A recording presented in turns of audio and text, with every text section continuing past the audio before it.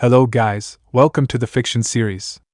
Today we are gonna see, what if Naruto become a Pokemon master and got Harem? The movie.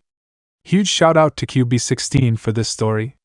If you want more awesome fanfiction like this, don't forget to hit that subscribe button. So without wasting any time, let's get into the video. A soft morning light filtered through the windows of Professor Oak's Pokemon laboratory. The old building, which had stood at the edge of Pallet Town for decades, had recently been refurbished for the annual departure of new trainers. Rows of carefully arranged Pokeballs rested along polished steel countertops, while intricate machines beeped and whirred with quiet efficiency, scanning data about newly hatched Pokemon. Naruto Uzumaki, a tall figure with spiky blonde hair and a subtle but confident stance, stood near the doorway. He wore dark cargo pants that tucked into sturdy, dark orange hiking boots. His torso was clad in a black training vest, heavily pocketed and well-worn. Over that, he had a short-sleeved orange jacket left unzipped, revealing a simple black t-shirt underneath. A dark blue bandana was wrapped around his forehead, sporting a unique emblem, a symbol from his distant home, or so the rumor went. Naruto was no ordinary Pokemon trainer, he was a seasoned veteran. Over 6 years of intensive battles, traveling across multiple regions, had honed his skills. He had embraced aura training, learning to sense the life energy of Pokemon. That skill had made him infamous on the professional circuit. When Professor Oak asked him for a favor, to guide one of the 4 new trainers about to start their journey, Naruto couldn't refuse.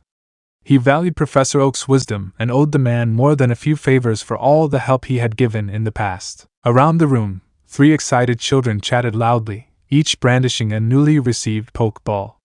Among them stood Fujirai, nicknamed Leaf, a short, lean girl with shoulder-length brown hair pulled into a single ponytail. She wore a sleeveless green hoodie over a white t-shirt, matched with black cycling shorts and a pair of lime green sneakers. Her large blue eyes sparkled with determination, darting between the other new trainers. Though she looked nervous, there was an unmistakable spark in her eyes that drew Naruto's attention. He already knew Leaf was the one he was going to take under his wing. Professor Oak stood at a lab console, his traditional white coat draped over a brown vest and a button-up shirt. He was in the middle of explaining the basics of Pokemon training, how each region's Pokemon League challenge worked, the fundamental rules of battling, and the integral role of bonding with one's Pokemon. But Naruto noticed that Leaf, in particular, was only half listening to Oak's speech. She was lightly tapping the top of a Pokeball in her hand, excitement practically pouring out of her. She had chosen Bulbasaur as her starter, a grass/poison type with a bright green bulb on its back. When Oak finished his lecture, the other 2 kids took off. Leaf remained where she was, hugging her Bulbasaur's Pokeball tight against her chest. That was Naruto's cue. He stepped forward, voice warm but tinged with authority. "Hey Leaf. Ready to go?" Leaf looked up at him, wide-eyed. "Naruto-sensei, I'm ready, but there's so much I feel I don't know." Her voice was breathy, as if overwhelmed by the morning's events. Naruto nodded. "That's why I'm here. Professor Oak said you had some real potential, and I trust his judgment." He gave a friendly grin that made her cheeks flush with a bit of pride and relief. "But first, let's talk about what our plan is. It's not going to be a normal, easy journey. We're going master difficulty here." Leaf's brow furrowed. "Master difficulty? I've heard rumors that gym leaders sometimes have multiple teams. Some are easier for beginners, but they can bring out stronger ones if you challenge them under special conditions." "Exactly," Naruto said, crossing his arms over his chest. "Usually, new trainers just get the standard challenge, but if you want to become the best, you've got to learn from the toughest battles." Professor Oak joined them, smiling kindly. "Naruto is quite experienced, Leaf, but it's going to be tough. This route means you'll see the real ferocity and strength Pokemon can display. You have to understand, Pokemon battles aren't just friendly scuffles, especially on this level. They can be dangerous." Leaf nodded firmly. "I'm not afraid. I chose Bulbasaur because I believe in it, and I want to give it my best." "That's the spirit," Professor Oak said, then turned to Naruto. "Take good care of her. And do try not to get her involved in anything too overwhelming, at least not until she's ready." Naruto chuckled quietly. "I'll do my best, old man." He placed a hand gently on Leaf's shoulder. "Let's head out. We'll talk in detail once we're on the road." The 2 left the lab, stepping out into the crisp morning air of Pallet Town. The streets were relatively quiet, with a few Pidgey flitting between rooftops and a gentle breeze rustling the leaves of the surrounding trees. A young woman who worked as a lab assistant waved them goodbye from the steps of the building. Leaf waved back shyly. As they walked, Leaf tried to control her enthusiasm. She couldn't help but glance at Naruto's belt, which held several poke balls, each worn from use. She wondered about the Pokémon inside. Rumor was that Naruto had been around multiple regions, catching powerhouses. She recalled hearing about him using aura-based techniques to communicate and even coordinate with his team in battle. That kind of synergy was almost mythical to rookie trainers. Finally, they reached a small park-like area on the outskirts of town. A large oak tree stood in the center, offering shade, and a few benches lined the path. Naruto motioned for Leaf to sit on one of the benches, and he sat beside her. He took a deep breath, then looked her in the eye. This is going to be an information dump, but it'll give you a serious head start. Are you ready? Leaf stood up straight, as if taking an oath. I'm ready, sensei. Naruto couldn't hide a faint grin. Good. Let's start from the basics. The real basics. Stuff that a lot of rookies don't learn until too late. One of the most important concepts in battling is understanding EVs and IVs. EVs and IVs? Leaf repeated, tilting her head. Effort values and individual values, Naruto replied, leaning forward, elbows on his knees. Individual values are basically your Pokémon's genetic potential, their base aptitude in things like attack, defense, speed, and so on. You can't really control your Pokémon's starting IVs, except by selective breeding, which is advanced. But there are ways to measure them and ways to make the most of what you have. Effort values, on the other hand, he continued, are like training points your Pokémon gets from battling. If your Bulbasaur fights a bunch of Caterpie, which often grant certain EVs, let's say in speed, Bulbasaur's speed stat will grow more as it levels up. By selectively battling or training with certain items, you can direct its growth. Leaf's eyes widened. So that's why some trainers seem to focus on fighting specific wild Pokémon repeatedly. Exactly. That's the simple explanation. The deeper level is that you can also utilize vitamins like protein, iron, and carbos to help shape your Pokémon's stats. Of course, you can't just rely on vitamins. You have to balance real training, your Pokémon's preferences, and their mental well-being. Leaf nodded seriously. I never realized it was so in-depth. Trust me, it is. And that's just the tip of the iceberg, Naruto said, a hint of amusement in his voice. You also have to consider your Pokémon's nature, how you raise its friendship, whether it has a hidden ability. It can be overwhelming. Leaf looked down at Bulbasaur's Pokeball, rubbing her thumb over it. My Bulbasaur. I just hope I don't mess this up. Naruto stood, placing a reassuring hand on her shoulder again. Don't be so worried. Everybody starts somewhere. The fact that you're concerned about doing right by your Pokémon is a great sign. Now, how about we do a preliminary check on your Bulbasaur's nature and possible forerange? I have a portable scanner with me. They found a small clearing in the shade. Naruto pulled out a sleek, palm-sized device, flipping open a lid to reveal a screen. Leaf released Bulbasaur onto the grass. The little grass type blinked as it materialized, looking around. Its large, round red eyes fixed on Leaf first, and it let out a soft bulba, before smiling. Aw, Leaf cooed, crouching down to pet the Pokémon's head. Hi, buddy. We're going to be partners. Bulbasaur gave a happy cry in response. Naruto stepped closer with the device. Hold still for a moment, buddy, he said softly, letting a faint aura of trust emanate from his hands so Bulbasaur would remain calm. He then scanned Bulbasaur with the handheld. After a few seconds of beeping, the device displayed data. Huh, not bad, Naruto murmured, reading through the lines. Its IVs are fairly balanced, but it's got a slightly higher potential for special attack and defense. That's typical of Bulbasaur, but it's good to see. Nature bold. Bold nature? That means what exactly? Leaf asked. That it generally has a slight boost in defense at the cost of attack, though each Pokémon's personality can vary. With bold, you might focus on special moves and tanking physical hits. But you'll adapt as you see how your Bulbasaur grows. And remember, each Bulbasaur is unique despite the categories. Leaf's face lit up with new excitement. So that means it's probably going to be good in a defensive or support role, but also with strong special moves. Naruto nodded. That's the textbook approach, yeah. You'll refine that understanding as you go. Now let's do some baseline training out on Route 1 before we get to Viridian City. The first thing you'll want to do is get Bulbasaur comfortable with real battles, but also condition it so we can direct its EV growth. Leaf patted Bulbasaur's side. Hear that, buddy?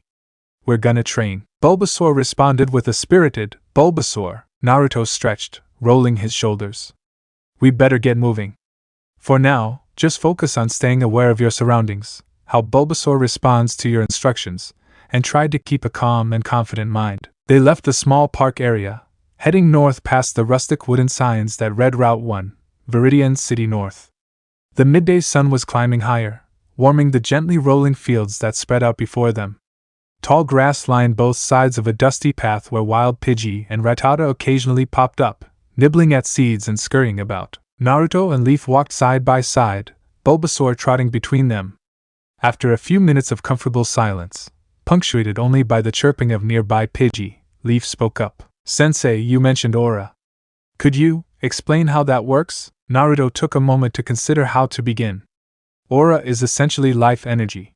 Some people have a knack for sensing it, like me. In some regions, there are entire orders of aura guardians who've mastered it to communicate with Pokémon, even read their emotions or sense their movements. In battle, it can give me a small edge. Most can predict an opponent's action a split second before they do it, or sense a Pokémon's mood. It's more about empathy and heightened awareness. Leaf's eyes widened in awe. That's amazing. So, could you read my aura right now? Naruto chuckled. I'm not trying to pry into your head. Generally, I keep it passive unless we're battling or if there's danger. But if a threat shows up, I'll know. She nodded, a bit relieved. Understood. That's probably for the best. They continued walking. Occasionally, a wild Rattata or Pidgey would dart out, and Leaf took the opportunity to let Bulbasaur engage them, supervised by Naruto. Bulbasaur used tackle with enthusiasm, quickly learning to dodge and move. Leaf did her best to give concise, clear commands. Bulbasaur, circle around and use tackle from behind. She'd call out. The little grass type would dart around, slamming into its foe's flank with a determined grunt. The wild Pidgey or Rattata, feeling outmatched, would often retreat after a short exchange. Naruto stepped in whenever a fight seemed like it might get too rough, ensuring Bulbasaur didn't push past safe limits. It's important to let your Pokémon get used to actual combat scenarios, Naruto explained as Bulbasaur finished another short scuffle with a wild Rattata. Your instructions, your tone, the connection between you, it all matters. Try to avoid giving too many frantic commands. Pokémon sense your energy too. Leaf wiped a bit of sweat from her brow. This is more intense than I imagined. Naruto nodded. That's the seriousness we talked about. Real battles can be dangerous. But you're doing fine. Just keep an eye on Bulbasaur's stamina and morale. If it starts looking fatigued or nervous, back off. She glanced at Bulbasaur, who seemed to be happily trotting along, panting just a bit. Hey buddy, want to take a short rest? The Pokémon shook its head, as if to say, I can keep going. Leaf and Naruto laughed softly. He's got some spunk, Naruto remarked. Let's do one more encounter, then we'll let him rest. They continued up the route, encountering a few more wild Pokémon. Each skirmish sharpened Leaf's command style. Naruto corrected her stance and posture, reminding her to stand firm yet relaxed, so her body language wouldn't confuse Bulbasaur. He also started introducing more advanced concepts, like using the terrain to her advantage. Notice how the tall grass can hamper a Rattata's line of sight? You could use that to your advantage by maneuvering behind it. Or how if the ground is a bit uneven, Bulbasaur can root itself for more stability when launching tackle. Leaf absorbed every word, her admiration for her mentor growing by the minute. Naruto sensed her eagerness, and found himself impressed by her willingness to learn. By late afternoon, the low buildings of Viridian City appeared on the horizon. Larger than Pallet Town by a considerable margin, Viridian City was known for its Pokémon Center and the legendary Viridian Gym, though rumors had it that the gym leader was often away or somewhat elusive. The city's outskirts were lined with shops, small apartment complexes, and training fields for local trainers to spar with one another. As they entered the city proper, Leaf glanced around in awe. It's been so long since I've come here, she murmured. I was just a kid last time. Naruto gestured toward a large, red-roofed building. That's the Pokémon Center. First stop for any trainer. We'll heal up Bulbasaur, maybe grab a quick bite, then find a place to stay the night. Leaf gave an enthusiastic nod, returning Bulbasaur to its Pokeball. Right. Inside the center, the cool air was a welcome respite from the warmth of the day. Trainers of all ages milled about, some chatting while others waited for Nurse Joy to finish healing their Pokémon. Nurse Joy, clad in her trademark white apron and cap, offered them a friendly smile as they approached. "Hello there, welcome to the Viridian City Pokémon Center," she said softly. "How may I help you?" Naruto stepped aside so Leaf could speak. She approached the counter and placed her Pokeball down. "Hi, can you please heal my Bulbasaur?" "Of course," Nurse Joy replied. She pressed a button, and a small section of the counter slid open, revealing a tray to place the Pokeball on. Leaf complied, and Nurse Joy slid the tray into a large machine behind the desk, which whirred to life with gentle lights. A minute later, the tray returned. "Your Bulbasaur is healthy and fit for battle. Take care." Leaf gave a polite bow. "Thank you so much." She turned to Naruto, smiling sheepishly. "Let's grab some food now." They found a small cafeteria inside the Pokémon Center, typical of most bigger city centers, where trainers could eat basic meals for free, courtesy of the Pokémon League's trainer support program. Naruto picked a simple curry dish, while Leaf chose a bowl of noodles. They sat at a table near a window, the afternoon sun making silhouettes of passing trainers outside. "So, Leaf," Naruto began between bites, "tomorrow we'll head through Route 2, then into Viridian Forest on our way to Pewter City. That's where we'll find Brock's gym. That means your first real gym challenge." Leaf swallowed a mouthful of noodles and tried to calm the flutter of nerves in her stomach. "I'm ready for it, I think. But you said we're doing the toughest version of each gym, right?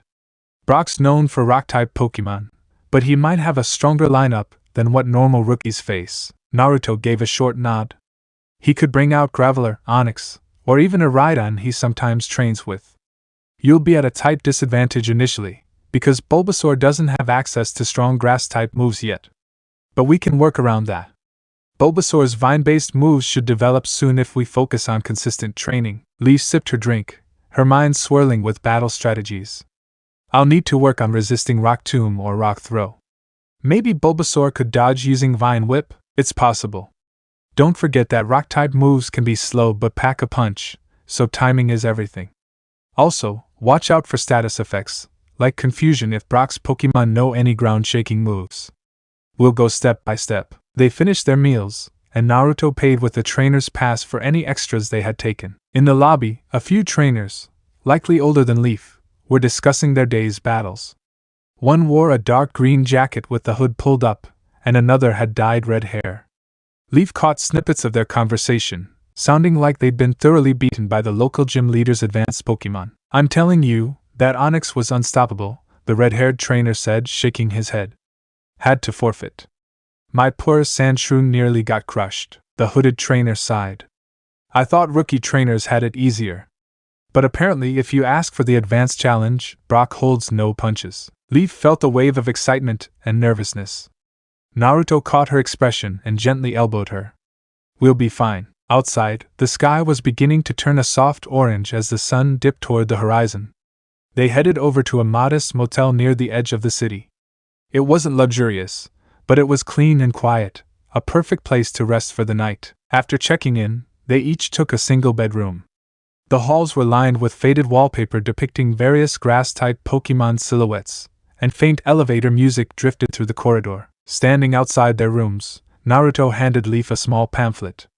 "This is the schedule for tomorrow. Basic plan: wake early, do some warm-up exercises with Bulbasaur, maybe some practice matches if we find local trainers, then head to Route 2. We'll probably camp halfway, or we might push straight through the forest to Pewter if we make good time." Leaf scanned the pamphlet. It was neatly typed, listing not only time frames but also potential wild Pokémon they might encounter on Route 2, like Pidgey, Rattata, and occasionally Nidoran or Mankey. There were even tips on possible EV yields, which Naruto must have compiled himself. She looked up at him, her admiration growing. "Thank you so much," she said softly, bowing a little. "I'll do my best to follow your schedule." Naruto ruffled her mint green hair in a playful manner. "Relax, Leaf. I'm not a taskmaster. This is just a guide so we don't lose track of what we need to do." She grinned, tucking the pamphlet into her hoodie pocket. I appreciate it anyway. They both said good night, retiring to their rooms. Leaf lay on her bed, Bulbasaur's Pokeball resting on the nightstand. She felt a surge of determination. I'm really on my journey now, she thought, drifting to sleep with a smile on her face. Morning broke with a cool breeze drifting through Viridian City. Leaf woke to her alarm, quickly got dressed in her usual green hoodie and black shorts, and hurried out into the hallway with Bulbasaur's ball in hand. She met Naruto in the motel lobby. He looked already wide awake and energized, though it was barely dawn. He waved her over. Morning, Leaf. You ready for a quick warm-up outside before we eat? Sure, she said, stifling a yawn. I'm awake. I think. They headed to a small park near the motel, much quieter than the Pokémon Center. A small pond glimmered in the early sunlight, and the grass was still glistening with dew. Naruto showed Leaf a series of stretches. He demonstrated how a trainer's physical conditioning also mattered in a serious battle environment. I can't stress this enough, he said, arms raised over his head as he stretched. If you're out of shape, you'll get fatigued quickly in a tough battle. Coordinating with your Pokémon requires you to be alert. And if you're traveling on foot through forests, mountains, deserts, you name it, you need stamina. Leaf nodded, trying to follow his stretches. Got it. I can see why you're in such good shape, Sensei. He smiled, finishing his stretch. I've had a lot of practice. Now let's do some quick training with Bulbasaur. Leaf released the grass type onto the damp grass, and Bulbasaur shook its bulb, yawning widely. Morning, Bulbasaur, Leaf said, gently scratching under its chin. Ready to do some light practice? The Pokémon gave a soft Bulba, half asleep but willing. Naruto walked over to a small cluster of training dummies set up near some trees. They were simple straw targets shaped vaguely like bipedal Pokémon. Use these for target practice. Bulbasaur's main moves right now are Tackle, Growl, and possibly Vine Whip if it's developed enough to sprout them. Let's see what it can do, Leaf nodded. Alright, Bulbasaur, try Tackle on that dummy. The grass type jumped forward, ramming into the straw figure. It wobbled but remained standing. Bulbasaur landed somewhat awkwardly, skidding a bit. Leaf grimaced. I need to work on your landing. Maybe we can circle around for better momentum. They repeated the drill, with Naruto offering pointers. Have Bulbasaur angle itself slightly for a side impact, less likely to get stuck on a full head-on collision. Also watch the ground for dips that might trip it up. Eventually, Bulbasaur seemed to move with more confidence, Tackle landing harder each time. Bulbasaur! It cried, panting but looking proud. Leaf patted its head. Good job, buddy, Naruto chuckled. You two work well together. Now, try focusing on where Bulbasaur's vines might emerge. Encourage them. Leaf crouched in front of Bulbasaur. You can do it, Bulbasaur. Think about those vines, feel them extend from inside your bulb. We're going to try to strike that dummy from a distance. Bulbasaur closed its eyes. A faint glow seemed to pulse around the bulb on its back. Slowly, two thin vines emerged, wavering in the air. Leaf let out an excited gasp. There they are. Bulbasaur, you did it! Naruto placed a hand on Bulbasaur's side. Good. Now, Leaf, have it lash out at the dummy. But be gentle, or else you might strain the vines if they're not used to it yet. Okay. Bulbasaur, Vine Whip at half strength. The vines whipped forward, striking the straw figure with a soft thwop. Leaf could see Bulbasaur's eyes narrow in concentration as it tried to control the motion. Yes! Leaf shouted, clapping. That's awesome, Bulbasaur! Bulbasaur looked quite pleased with itself, though the vines receded quickly, indicating the move still required more practice. They repeated the action a few times, each attempt smoother than the last. After about half an hour, Naruto noticed Bulbasaur panting and called for a break. We don't want to overtax it, he advised. It's only morning. Let's get some breakfast, and then hit the road. They gathered their belongings and returned to the motel. After a quick meal of toast, eggs, and juice, with a side of special Pokémon food for Bulbasaur, they checked out and made their way toward Route 2. A large sign welcomed them to Route 2, indicating that Viridian Forest was just beyond. The path was wider than Route 1's, with thicker trees lining the sides. The land was more varied here, small hills, patches of dense grass, and the occasional pond where Poliwag or Psyduck might linger. Naruto took the lead, scanning the horizon. There's a spot up ahead where some serious trainers like to hang out for morning battles. If you're up for it, We can see how you fare. This'll be your first time battling an actual trainer, right? Leaf gulped. Yeah, but I want to try, he grinned. Good. Remember, real battles have a different vibe than wild Pokémon encounters. Another trainer is actively strategizing to beat you, and they might not hold back if they're advanced. But we'll see what level they're at. As they ascended a small incline, they spotted a trio of trainers gathered near a wooden fence. One was a boy wearing a blue cap and matching jacket. Another was a tall girl with a sleek ponytail dressed in athletic gear. The third was an older teen, maybe 15 or 16, wearing a hooded sweatshirt with a poke ball design on the front. The boy noticed Naruto and Leaf first. He waved them over. Hey there! You guys looking for a match? Naruto glanced at Leaf, who nodded enthusiastically. Yeah, she is, Naruto said, stepping aside as if to present Leaf. The boy smiled at Leaf. Cool. I'm Kai. I'm training up my Poliwag for the Pewter gym. Want to do a one-on-one? Leaf swallowed her nerves, stepping forward. Sure. I'm Leaf, and this is Bulbasaur. Kai tossed out his Pokeball, revealing a small Poliwag with its signature swirl pattern. It bounced on its tail, eyes gleaming. Ready, buddy? Kai called out. Poliwag responded with a high-pitched squeak. Naruto moved to the side, crossing his arms. All yours, Leaf. Leaf gave him a quick nod, then called out Bulbasaur. The grass type materialized on the grass, letting out a determined cry. The tall girl in athletic gear stepped in between them. I'll referee. Is this a single Pokémon battle? No items? Yep, single Pokémon, no items, Kai confirmed. Let's do this. Battle, begin, she said, stepping back. Kai pointed forward. Poliwag, water gun. The Poliwag inhaled, then shot a jet of water from its mouth toward Bulbasaur. Leaf reacted on instinct. Bulbasaur dodged left and used Vine Whip. Bulbasaur jumped to the side, narrowly avoiding the stream of water, then whipped out its vines. However, because the vines were new to it, they only grazed Poliwag's slick body. Kai smirked. Not bad. Poliwag, double slap. Poliwag rushed forward, tail wagging, and spun around to smack Bulbasaur repeatedly. Leaf bit her lip. We need to get some distance, Bulbasaur, back off and tackle from an angle, she commanded. Bulbasaur took a couple of hits but managed to leap backward, then lunged with a side tackle. It crashed into Poliwag's side, sending the water type rolling on the ground. Poliwag wobbled, but got back up. That's the way, Naruto muttered under his breath, watching Leaf's technique. Kai called out, water gun again, Poliwag, keep up the pressure. Another blast of water whooshed toward Bulbasaur. Leaf clenched her fists. You can do it, Bulbasaur! Jump and Vine Whip. Bulbasaur leaped, vines extending in midair. This time, they hit more solidly, catching Poliwag on the head. Poliwag was forced to stagger back, disrupted enough that its water gun went wide, spraying harmlessly into the grass. Kai's confidence wavered. Poliwag, hypnosis! Leaf's eyes widened. Bulbasaur, close your eyes. Bulbasaur shut its eyes, but Poliwag's swirling gaze still had some effect. Bulbasaur swayed, obviously fighting off drowsiness. Quick, tackle again!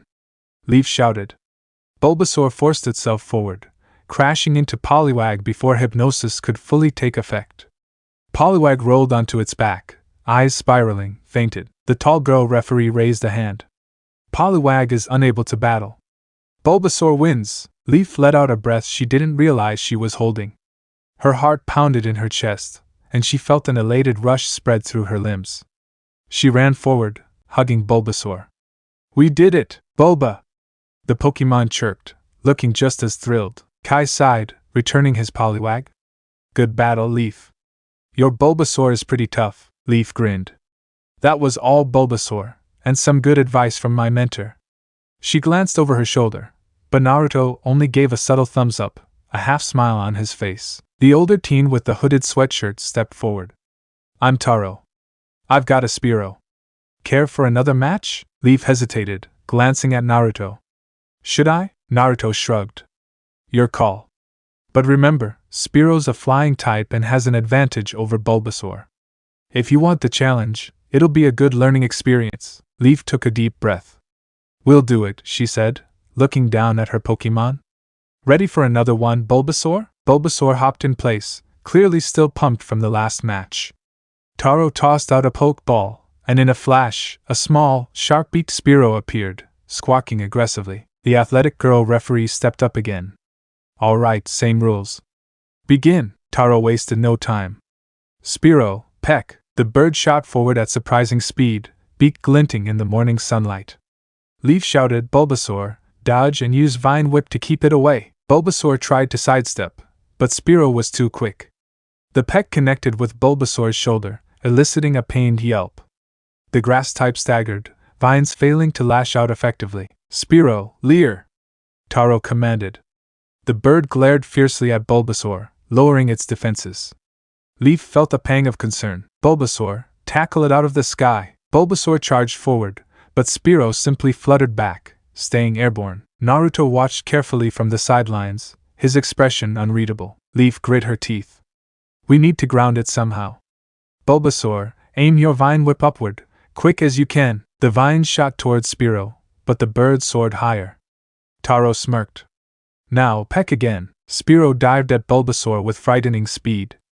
This time, Bulbasaur tensed, expecting to get hit. Leaf felt her heart drop. There's no way to dodge in time.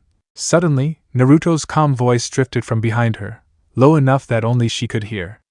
Command a mid-air Vine Whip when Spearow connects. Make it pay for the hit. She blinked, then nodded. Bulbasaur, brace for impact. Then Vine Whip. Spearow's peck jabbed Bulbasaur on the side. Bulbasaur howled, but instantly lashed out with its vines at close range, catching Spearow's wing. The bird squawked as it was flung sideways, landing roughly on the ground. Now tackle! Leaf cried. Bulbasaur mustered its strength, slamming into Spearow before it could take flight again. The blow hit hard, and Spearow rolled across the dirt, battered. Taro looked alarmed. Spearow, Fury attack! The bird struggled, pinned under Bulbasaur's weight. It pecked wildly, but Bulbasaur hopped backward just in time. With a wobbly rise, Spearow tried to get airborne, but its wings seemed injured. Leaf seized the moment. Bulbasaur, Vine Whip, finish it! The vine struck Spearow's chest, knocking it out cold. The referee lifted her arm again. Spearow is unable to battle. Bulbasaur wins! Leaf exhaled shakily. Her Pokémon had taken some hits. She could see small bruises forming on Bulbasaur's hide, but it had managed to come out on top. She ran forward, kneeling beside Bulbasaur. You okay? She asked softly, hands trembling with adrenaline. Bulba, it replied, wincing a bit but nodding. Leaf gently rubbed its head, smiling in relief. Taro returned his Spearow. That was impressive, Leaf. You turned that around fast. Leaf stood up and gave a polite bow. Thanks. You were really strong too. The trainers parted ways, each continuing on their journey. Naruto walked over and gave Leaf a gentle pat on the back. Well done. You adapted quickly. He crouched beside Bulbasaur, examining the bruises. We should get Bulbasaur a quick healing. Nothing serious, but it'll need a potion at least. Leaf dug into her bag and pulled out a small spray bottle, labeled potion. Naruto showed her how to apply it properly, spraying in short bursts, gently rubbing the healing mist into the Pokémon's hide. Bulbasaur winced at first, then sighed in relief as the potion took effect. After a short rest, they continued down the route. The tall grass rustled in the breeze, and the midday sun warmed their backs. They passed a couple more trainers who seemed too engrossed in their own battles to notice them. When they came upon a fork in the path, one going around a small pond, the other cutting through denser woodland, Naruto paused. All right, we can either skirt around and avoid some of the heavier wildlife, or we can cut through and face stronger opponents.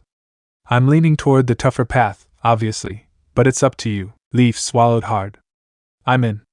I want to do the tougher route. He nodded approvingly. Good. Let's go, then. The woodland trail was thick with trees, vines, and uneven ground. A sign at the entrance read, Beware of wild Pokémon, recommended for experienced trainers. Leaf caught a hint of concern in Naruto's gaze, but he pressed on, confident in their abilities. Before long, the sounds of rustling leaves and distant Pokémon cries enveloped them. They spotted bug types like Weedle, Caterpie, and the occasional swarm of Beedrill flitting deeper in the canopy. Naruto remained alert, aura senses open, scanning for any immediate danger. Stick close, he advised Leaf. If a swarm of Beedrill shows up, we'll want to move carefully. They're protective of their territory. Leaf nodded, gripping Bulbasaur's Pokeball. Got it. They hiked for about an hour, the sunlight filtering in patches through the thick foliage, creating a dappled pattern on the forest floor. Moss-covered tree trunks rose on either side. Here and there, the remains of old webs hung from branches, likely from spinnerack or possibly butterfree cocoons. Suddenly, Leaf heard a rustling ahead. Out from the underbrush stepped a young man wearing a black sleeveless shirt, camel pants, and a bandana across his forehead, reminiscent of a soldier. His toned arms and stern expression indicated a serious trainer. He noticed them and stood tall. "You two are traveling through this section? It's dangerous for rookies." Naruto remained calm. "We know. We can handle ourselves," the man nodded. "I'm Rio. I train bug types. If you're going deeper, I recommend you do so with caution. The beetle swarm can be aggressive this time of year." Leaf looked at Naruto, and he shrugged. "We appreciate the warning. Actually, maybe you can tell us about the route ahead." Rio crossed his arms. "I don't mind, but how about a quick battle first? That'll show me if you can handle what's ahead." Leaf felt her pulse quicken again. "Another battle. Bulbasaur is still somewhat tired. But I've got potions, and we've proven ourselves so far." She nodded resolutely. "Let's do it," Rio smirked. Impressive confidence. "Let's see if it's warranted." He reached to his belt and tossed a pokeball. A large beedrill emerged in a flash of light, buzzing menacingly, twin stingers gleaming. "Hope you're ready." Leaf's eyes widened. "A fully evolved beedrill? That's at least level 10 or above." Naruto placed a hand on her shoulder. "Focus. You can do this." She nodded, summoning Bulbasaur once more. It appeared, wincing slightly but standing firm. She whispered, "We'll be careful, okay?" Bulbasaur responded with a determined nod, eyes locked on Beedrill. Rio pointed forward. "Beedrill, poison sting." The large insect whirred its wings and darted at Bulbasaur, its needle-like arms flashing purple with venom. Leaf reacted quickly. "Bulbasaur, Vine Whip to keep it at bay." Bulbasaur lashed out with vines, but Beedrill moved with startling agility, weaving around them. It managed to graze Bulbasaur's side with a stinger, causing Bulbasaur to grunt in pain. "Bulba," it hissed. Leaf cringed. "Bulbasaur, tackle from below." "Try to slam it upwards." Bulbasaur lunged, attempting an undercut tackle. Beedrill soared higher, avoiding the hit. "Fury attack," Rio commanded. Beedrill dived, stingers slashing repeatedly at Bulbasaur. Each strike hammered home, and Bulbasaur stumbled backward, battered. Leaf clenched her fists, heart pounding. "Hang in there, Bulbasaur!" "Defense is key. Use Growl to lower its attack." Bulbasaur let out a fierce growl, a wave of intimidating energy radiating out. Beedrill slowed slightly, the next strike less potent. Leaf seized the moment. "Now Vine Whip." As it withdraws, the vine snapped out, catching Beedrill's leg. The bug type screeched, losing balance for a moment. Rio narrowed his eyes. "Twin Needle!" Beedrill's arms glowed with a greenish hue, and it struck downward in a double blow fashion. Bulbasaur yelped, vines retracting to shield itself. The attacks landed, but the reduced power from Growl helped. Bulbasaur remained on its feet, barely. Leaf remembered Naruto's advice: sometimes you have to be bold. "Bulbasaur, tackle, full power!" she yelled. Bulbasaur roared and hurled itself forward, catching Beedrill in the abdomen. The bug type was thrown back, smashing into a tree trunk. It crashed to the ground, wings buzzing erratically. Rio watched his Pokémon struggle to rise. "Beedrill, we're not done yet." But the bug type was on the brink of fainting, wings beating feebly.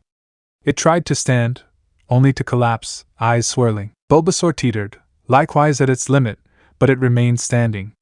Leaf let out a shaky breath. "We did it," Rio returned his Beedrill. "That was an impressive comeback. I underestimated you." Leaf fell to her knees, hugging Bulbasaur gently. "You were amazing.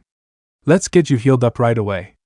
She pulled out another potion and carefully tended to Bulbasaur's wounds. Naruto gave her a proud nod. "You handled a fully evolved bug type with minimal experience. Good job." Rio approached, arms no longer crossed in a defensive manner.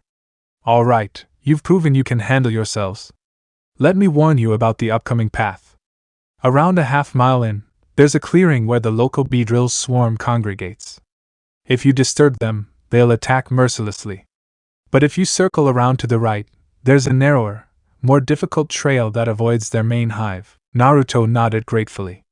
Thanks for the intel, Rio. The bug trainer tipped his bandana. Safe travels. And keep up the good work, kid. He gave Leaf a thumbs up before disappearing into the denser part of the woods. Leaf sighed, exhausted but triumphant. She recalled Bulbasaur into its ball for a well-earned rest, then stood up slowly. Naruto waited until she caught her breath. You're doing great, he said simply. She blushed slightly, her cheeks warm.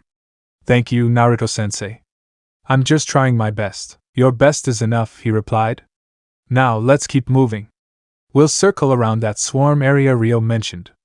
Safety first. The midday sun struggled to penetrate the thick canopy of Viridian forest as Naruto and Leaf ventured deeper along the winding trail that Rio had pointed out. Leaf had just defeated Rio's fully evolved Beedrill, a feat that left her both excited and mentally exhausted. Bulbasaur, resting in its Pokeball, had taken considerable damage and needed a good break. Naruto led the way, stepping carefully over gnarled roots and wet undergrowth. His aura sensitivity kept him attuned to any lurking threats among the shadows. Stay alert, he reminded Leaf, pausing to make sure she was still close. These woods can be tricky. Even without disturbing the main Beedrill swarm, we could run into hostile wild Pokémon. Leaf nodded, her eyes scanning the area. I'm sticking close, Sensei. A hush settled in the forest. Only the distant buzz of insect wings and the occasional cry of a bird Pokémon broke the silence. The terrain was noticeably rugged. Exposed tree roots jutted from the soil, moss-covered boulders blocked portions of the trail, and patches of soft mud made certain steps precarious. Leaf had often daydreamed about exploring forests for her journey, but she'd never imagined Viridian could be so imposing. She clutched Bulbasaur's Pokeball in one hand as though it were a talisman of courage. They rounded a bend in the path, where the trail narrowed significantly. Moonlight-like rays of sunlight filtered through small gaps overhead, and dead leaves crunched under their boots. Naruto paused, his gaze sweeping the area. Leaf's pulse quickened. Do you sense something? Naruto's voice was low. There's a presence nearby. Not a swarm, just one or two Pokémon. Stronger than the typical Caterpie or Weedle. They slowed their steps, creeping quietly until the narrow trail opened into a cramped clearing, surrounded by dense thickets. There, nibbling on a cluster of oranberries, was a Nidoran, its fur a pastel shade of purple and its ears twitching with every faint sound. Leaf's eyes lit up. A Nidoran. They're not super common. Especially here. Naruto observed the Pokémon for a moment. Nidoran can pack a punch, especially if it knows poison sting or double kick. Are you interested in catching it? Leaf chewed her lip, recalling that she already had Bulbasaur. Nidoran's final evolution line is powerful. Plus, it could cover some type weaknesses down the road. And, before she could finish, the Nidoran's ears pricked upright. It must have sensed them. The small poison type snarled, bearing tiny fangs, and prepared for battle. Naruto stepped back. Your call, Leaf. She took a bracing breath. I'd like to at least try. But Bulbasaur's a bit worn out. Maybe I should see if Bulbasaur's okay to fight again.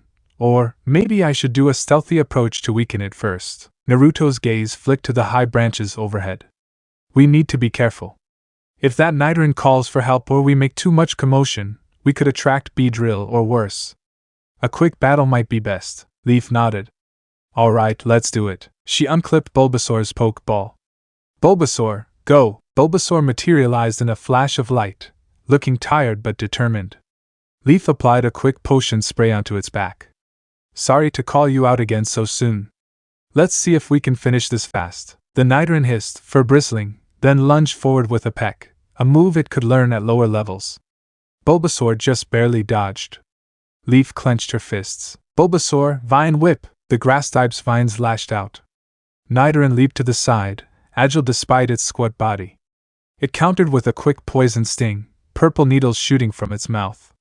Bulbasaur yelped as some of the stingers grazed its flank. Hang tough, Leaf called. Use Growl! Bulbasaur let out a low, intimidating rumble, making the Nidoran pause and take a step back.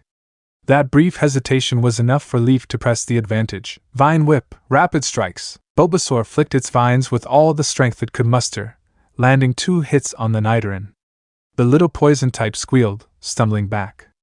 Leaf seized the moment, retrieving a Pokeball from her belt pouch. Pokeball, go! She lobbed the ball at the staggering Nidoran, and it was pulled inside in a flash of red light. The ball quivered on the ground once, twice, then clicked, the red light on the center button fading. Leaf exhaled shakily. We got it. Naruto's expression softened with pride. Nice job. Quick and clean, minimal stress to Bulbasaur. He stepped over and patted Bulbasaur's head. You did well. Bulbasaur, panting, blinked in relief. Leaf crouched to gently stroke its side, mindful of any bruises. I'm so proud of you. That was a tough day. 2 trainer battles and a wild Nidoran catch. Let's get you some proper rest after this. Recalling Bulbasaur into its ball, Leaf then scooped up the new Nidoran's ball, cradling it in her hand. I'll have to take it to a Pokémon Center soon, but I'm happy to have a new member on the team. Naruto gave a small nod of approval. Catching a second Pokémon at this stage is good, especially with the route we're taking. Nidoran will come in handy. Its poison typing and potential ground typing after evolution can cover a wide range of matchups. Leaf grinned. I'll do my best to train it well. They continued along the narrow trail for another hour, weaving through thickets and ducking under low-hanging vines. The forest air became cool and damp, and a peculiar hush fell over the area, as though large predators might be nearby. At one point, Naruto paused, motioning Leaf to be silent. He scanned the treetops, aura flaring around him. After a tense moment, he relaxed. Just a flock of butterfree passing overhead. We're fine. Leaf let out a breath. I'm glad. I'm not eager to fight a whole flock of them. Eventually, they reached a stream trickling through a mossy ravine. The gentle sound of water felt oddly soothing after the tension of stealthy travel. Naruto pointed at a small clearing near the bank. We can rest here, eat, let our Pokémon get some fresh air. We should be safe, as long as we keep our guard up. They set down their packs. Leaf released Bulbasaur and her new Nidoran, while Naruto let out one of his own Pokémon, a Lucario. The bipedal, jack-alike Pokémon appeared in a burst of light, its steel-blue fur glinting. Leaf's eyes went wide. You have a Lucario? She whispered in awe. I know you're an aura adept, and Lucario is known for its aura abilities, but still. Naruto gently patted Lucario's shoulder. This is Kagi. We've traveled together for a long time. The Lucario glanced at Leaf, then at Bulbasaur and Nidoran, giving them an appraising stare. Leaf noticed how Lucario's crimson eyes seemed to glow with quiet intensity, like it was measuring everything in the environment. Hello, Kagi, she said, bowing slightly. It's an honor. Kagi nodded in a polite gesture, though it didn't speak. Leaf felt a faint aura-like presence from it, as though it was acknowledging her sincerity. Naruto chuckled at her reaction. No need to be so formal. Lucario is strong, but he's just like any other Pokémon.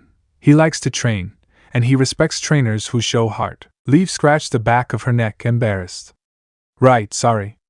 I guess I'm just starstruck. They let the Pokémon lounge in the clearing.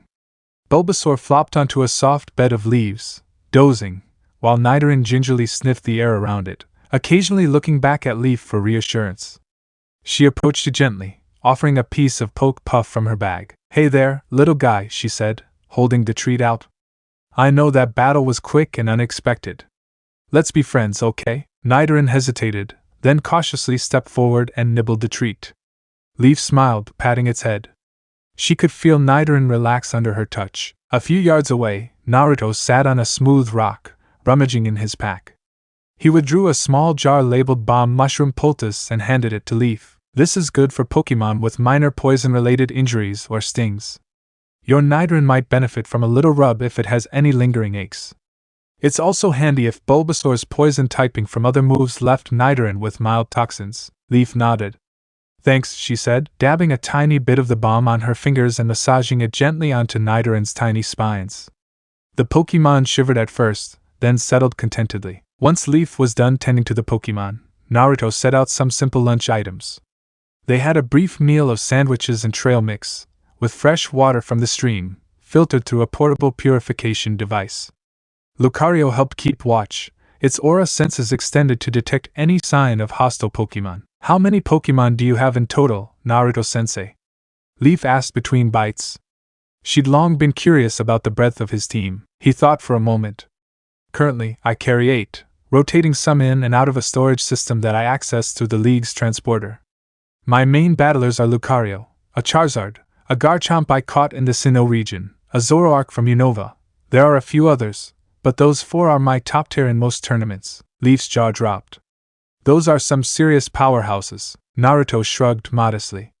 I've traveled a lot, and each Pokémon was caught during a significant challenge.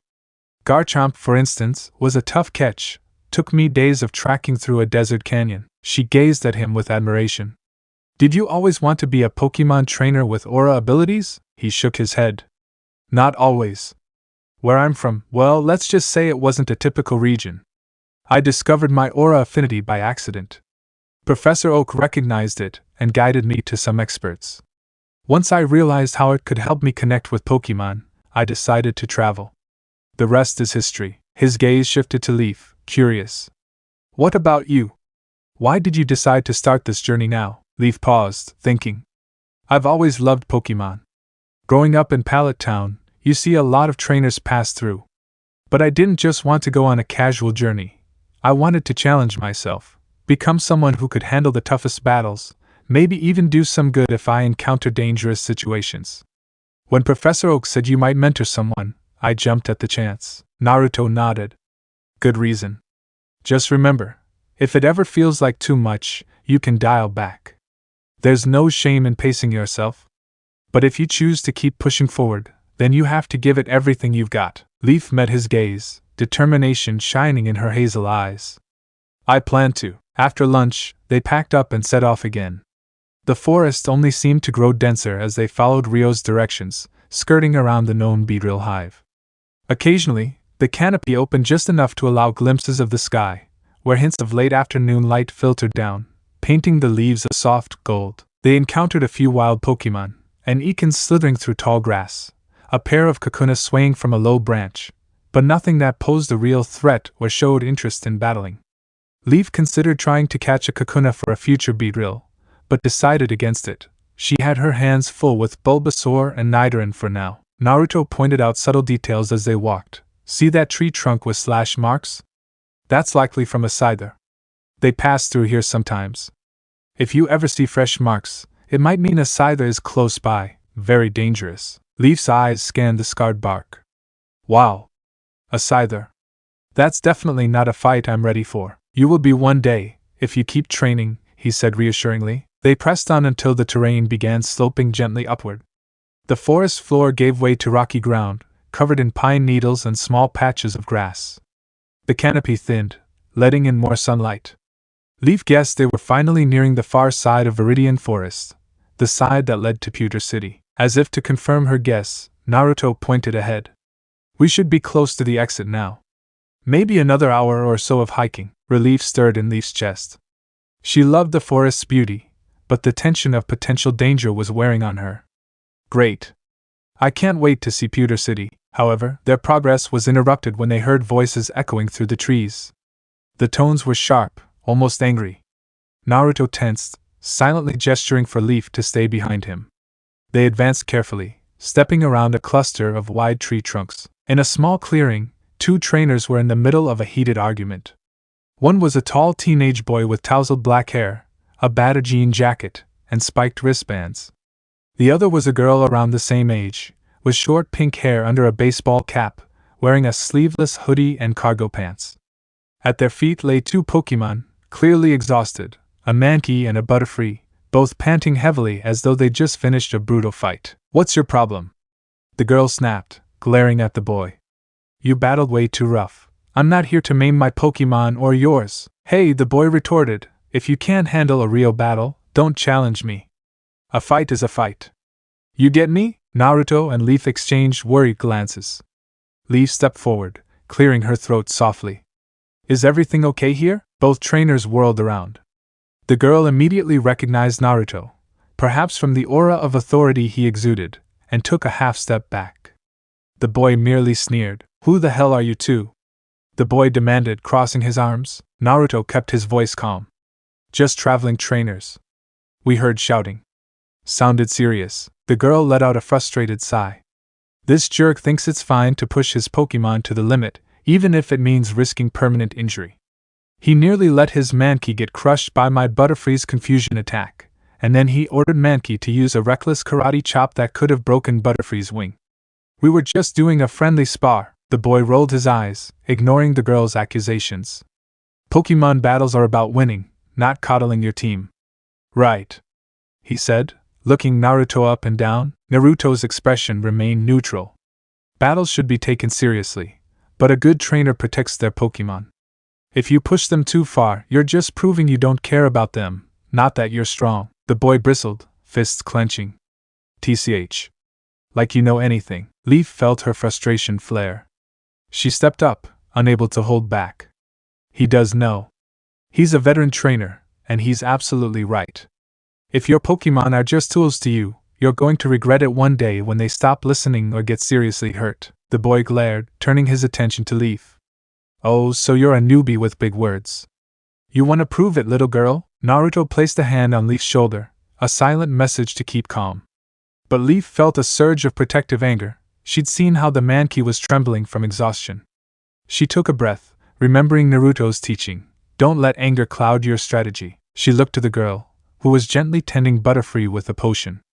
Are you two traveling together, or? He tried to force me into a bet, said if he won, I'd fork over some TMs I got from my older brother. Thankfully, he didn't get them, but at what cost? We ended up hurting our Pokémon more than we should have. Her voice shook with anger and guilt. The boy snorted.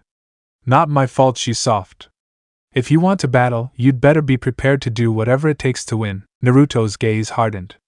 Look, you can battle fiercely without reckless cruelty. There's a line. The boy sized Naruto up, then smirked. Look, I don't have time to take lectures from you. I'm heading to Pewter City to face Brock. If you punks think you can handle a real match, you know where to find me. He withdrew a pokeball, recalling Mankey. Without waiting for a response, he spun on his heel and disappeared into the thick of the forest. Leaf was left simmering. The nerve of that guy. She noticed Naruto's aura flicker with a faint, controlled disapproval, but he let the boy leave without further confrontation. The pink-haired girl exhaled. Thank you for stepping in, but I guess we avoided an all-out fight. My name's Tomiko. I'm from Cerulean City, heading to Pewter for my first badge. Leaf approached, offering her a small first aid kit. I'm Leaf. Are you and Butterfree going to be okay? Tomiko took the kit gratefully. Yeah, thanks.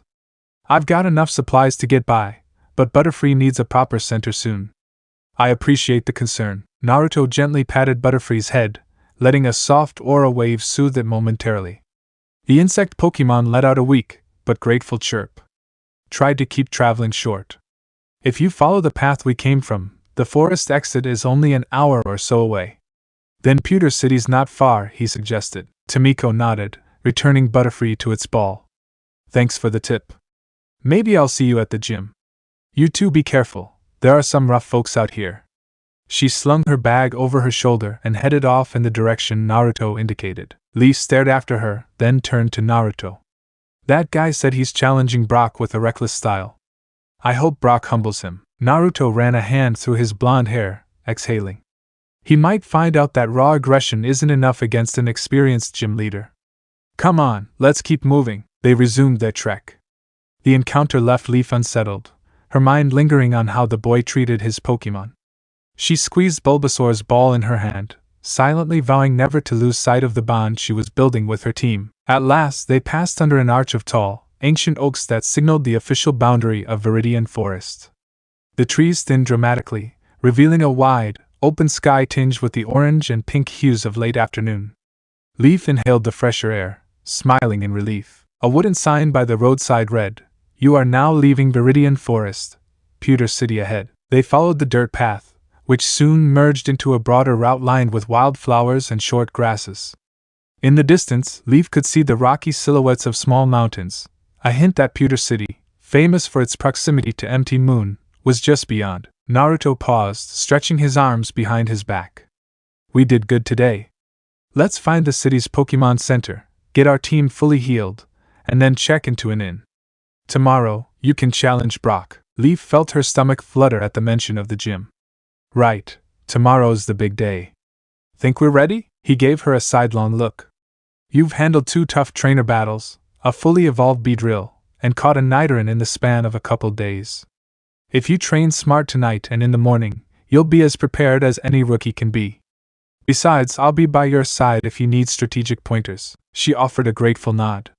Thanks, Sensei. They continued at a steady pace.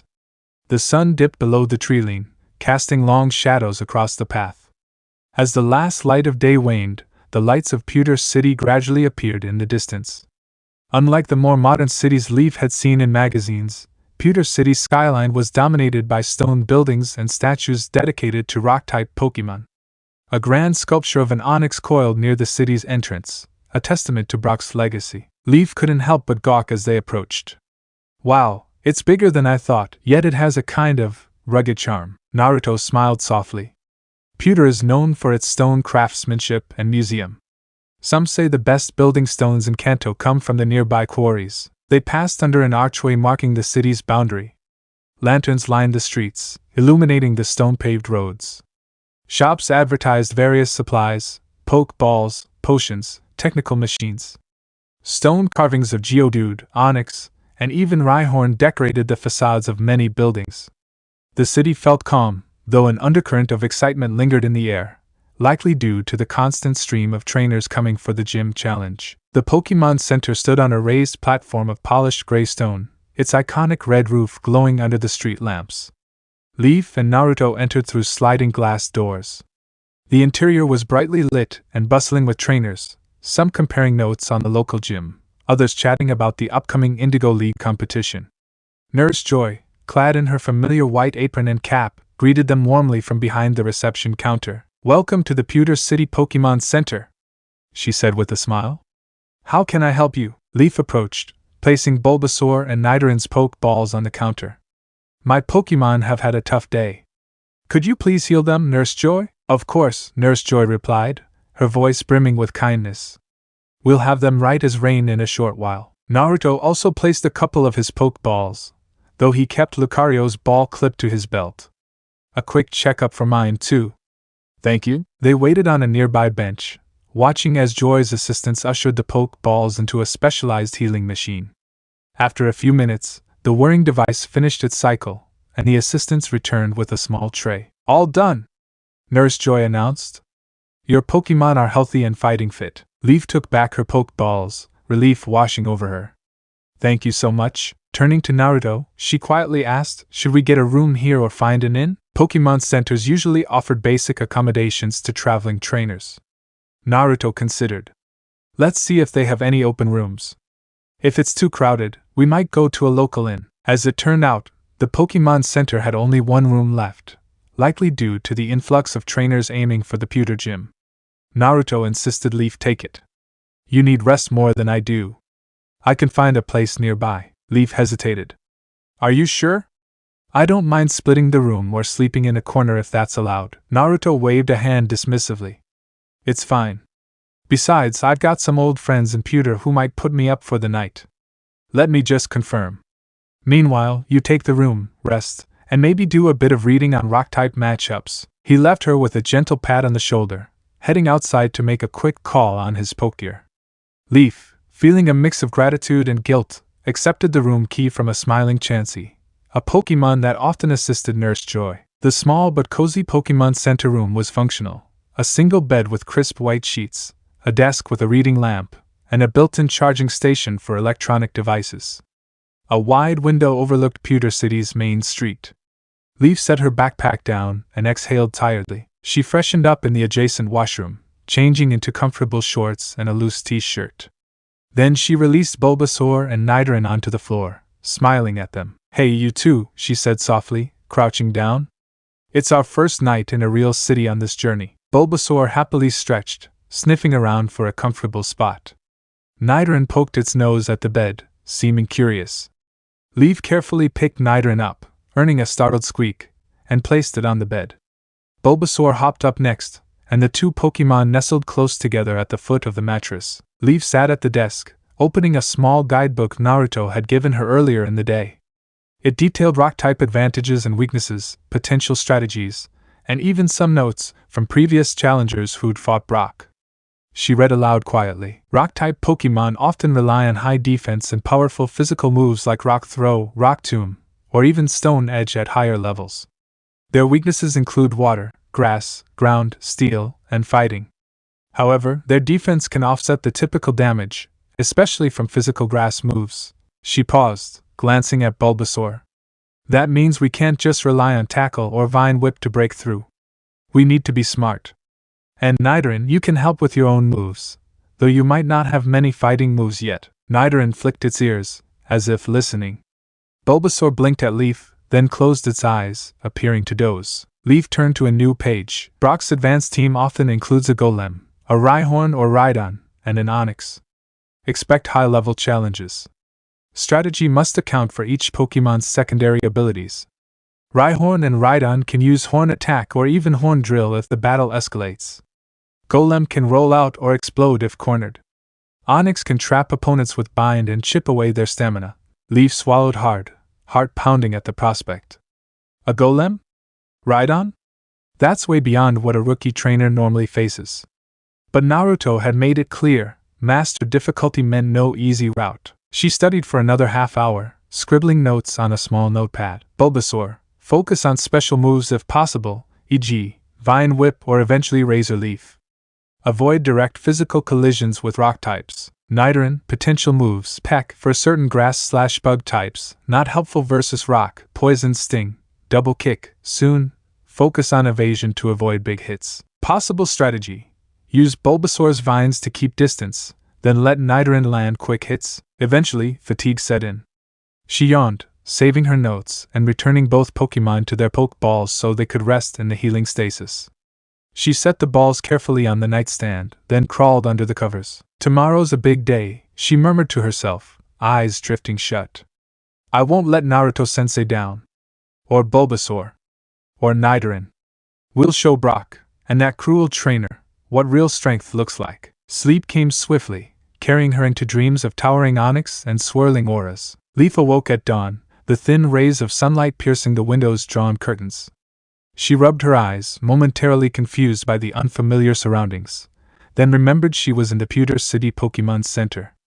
Excitement and nerves fluttered in her stomach at the realization, it's gym day. She dressed in her usual outfit, green hoodie, white t-shirt, black cycling shorts, lime green sneakers, then hurried downstairs to the lobby.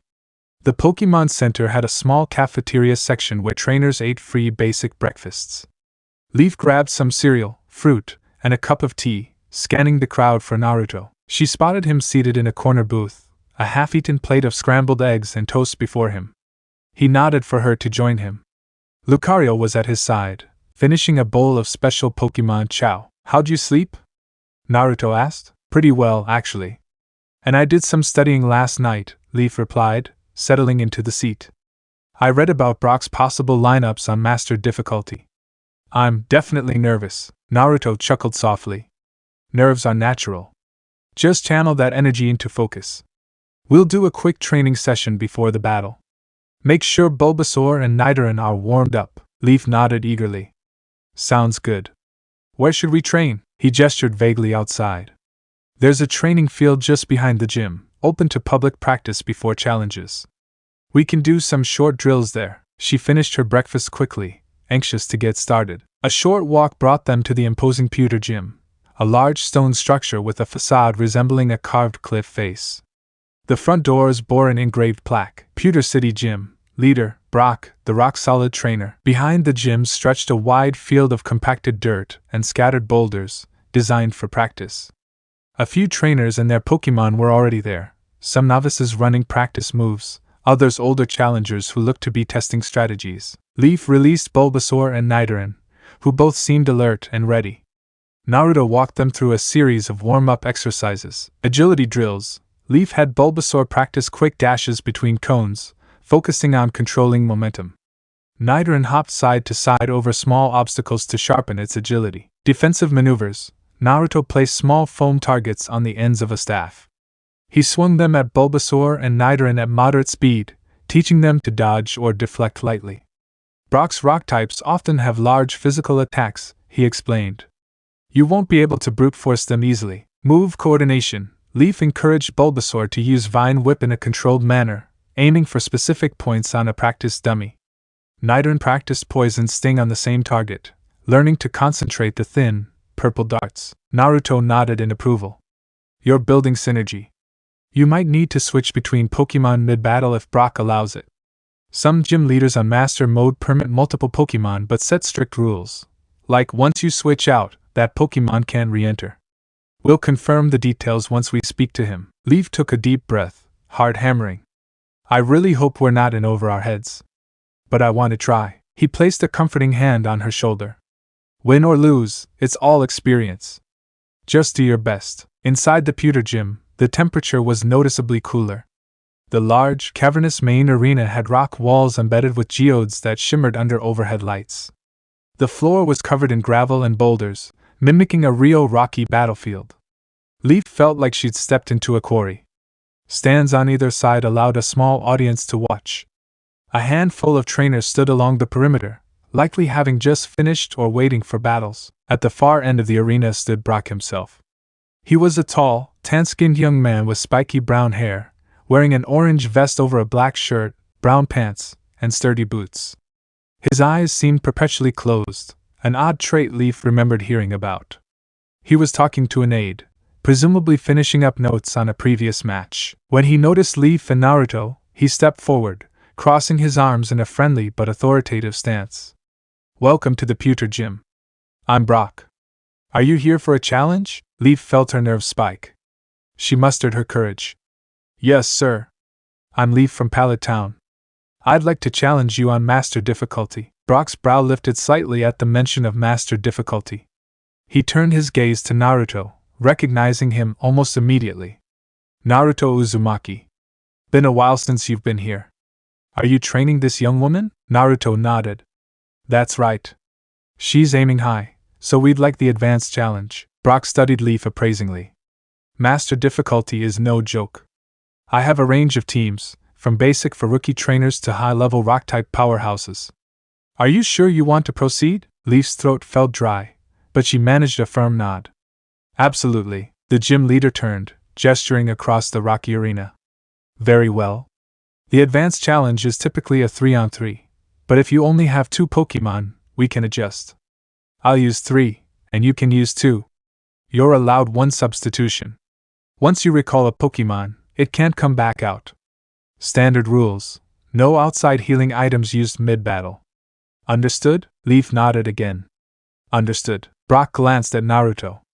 She's your student, so you can offer advice from the sideline, but please respect official battle decorum. Don't direct her every move, this is her trial. Naruto gave a wry smile. Of course. Brock beckoned Leaf to one side of the arena. He moved to the opposite side, which was elevated slightly, giving him a vantage point. An attendant stepped in as referee, wearing a black and white striped shirt. Challenger Leaf from Pallet Town, with 2 Pokémon, the referee announced. Gym leader Brock with 3 Pokémon. The battle will be decided when either side's Pokémon are all unable to continue. The challenger is permitted 1 substitution, the leader 2, given it's a 2v3 scenario. No external items. Trainers, are you ready? Leaf's heart thundered in her chest. I'm ready, she forced out, voice trembling slightly. Brock nodded once, pressing a button on a Pokeball. Then let's go. Brock enlarged his first Pokeball, tossing it high. It burst open, revealing a Geodude with a rugged, rocky exterior and 2 strong arms. It floated a few inches off the ground, a determined scowl on its face. Leaf took a calming breath and chose Bulbasaur's ball. Bulbasaur is better equipped for dealing super effective damage. Bulbasaur, I choose you. Her grass type materialized on the gravel, eyes locking on to Geodude. The referee raised an arm. Let the first round begin. Brock was quick to act. Geodude, defense curl. Geodude tucked its arms in, shining briefly as its rocky shell hardened. Leaf knew that would boost its defense, making physical moves less effective.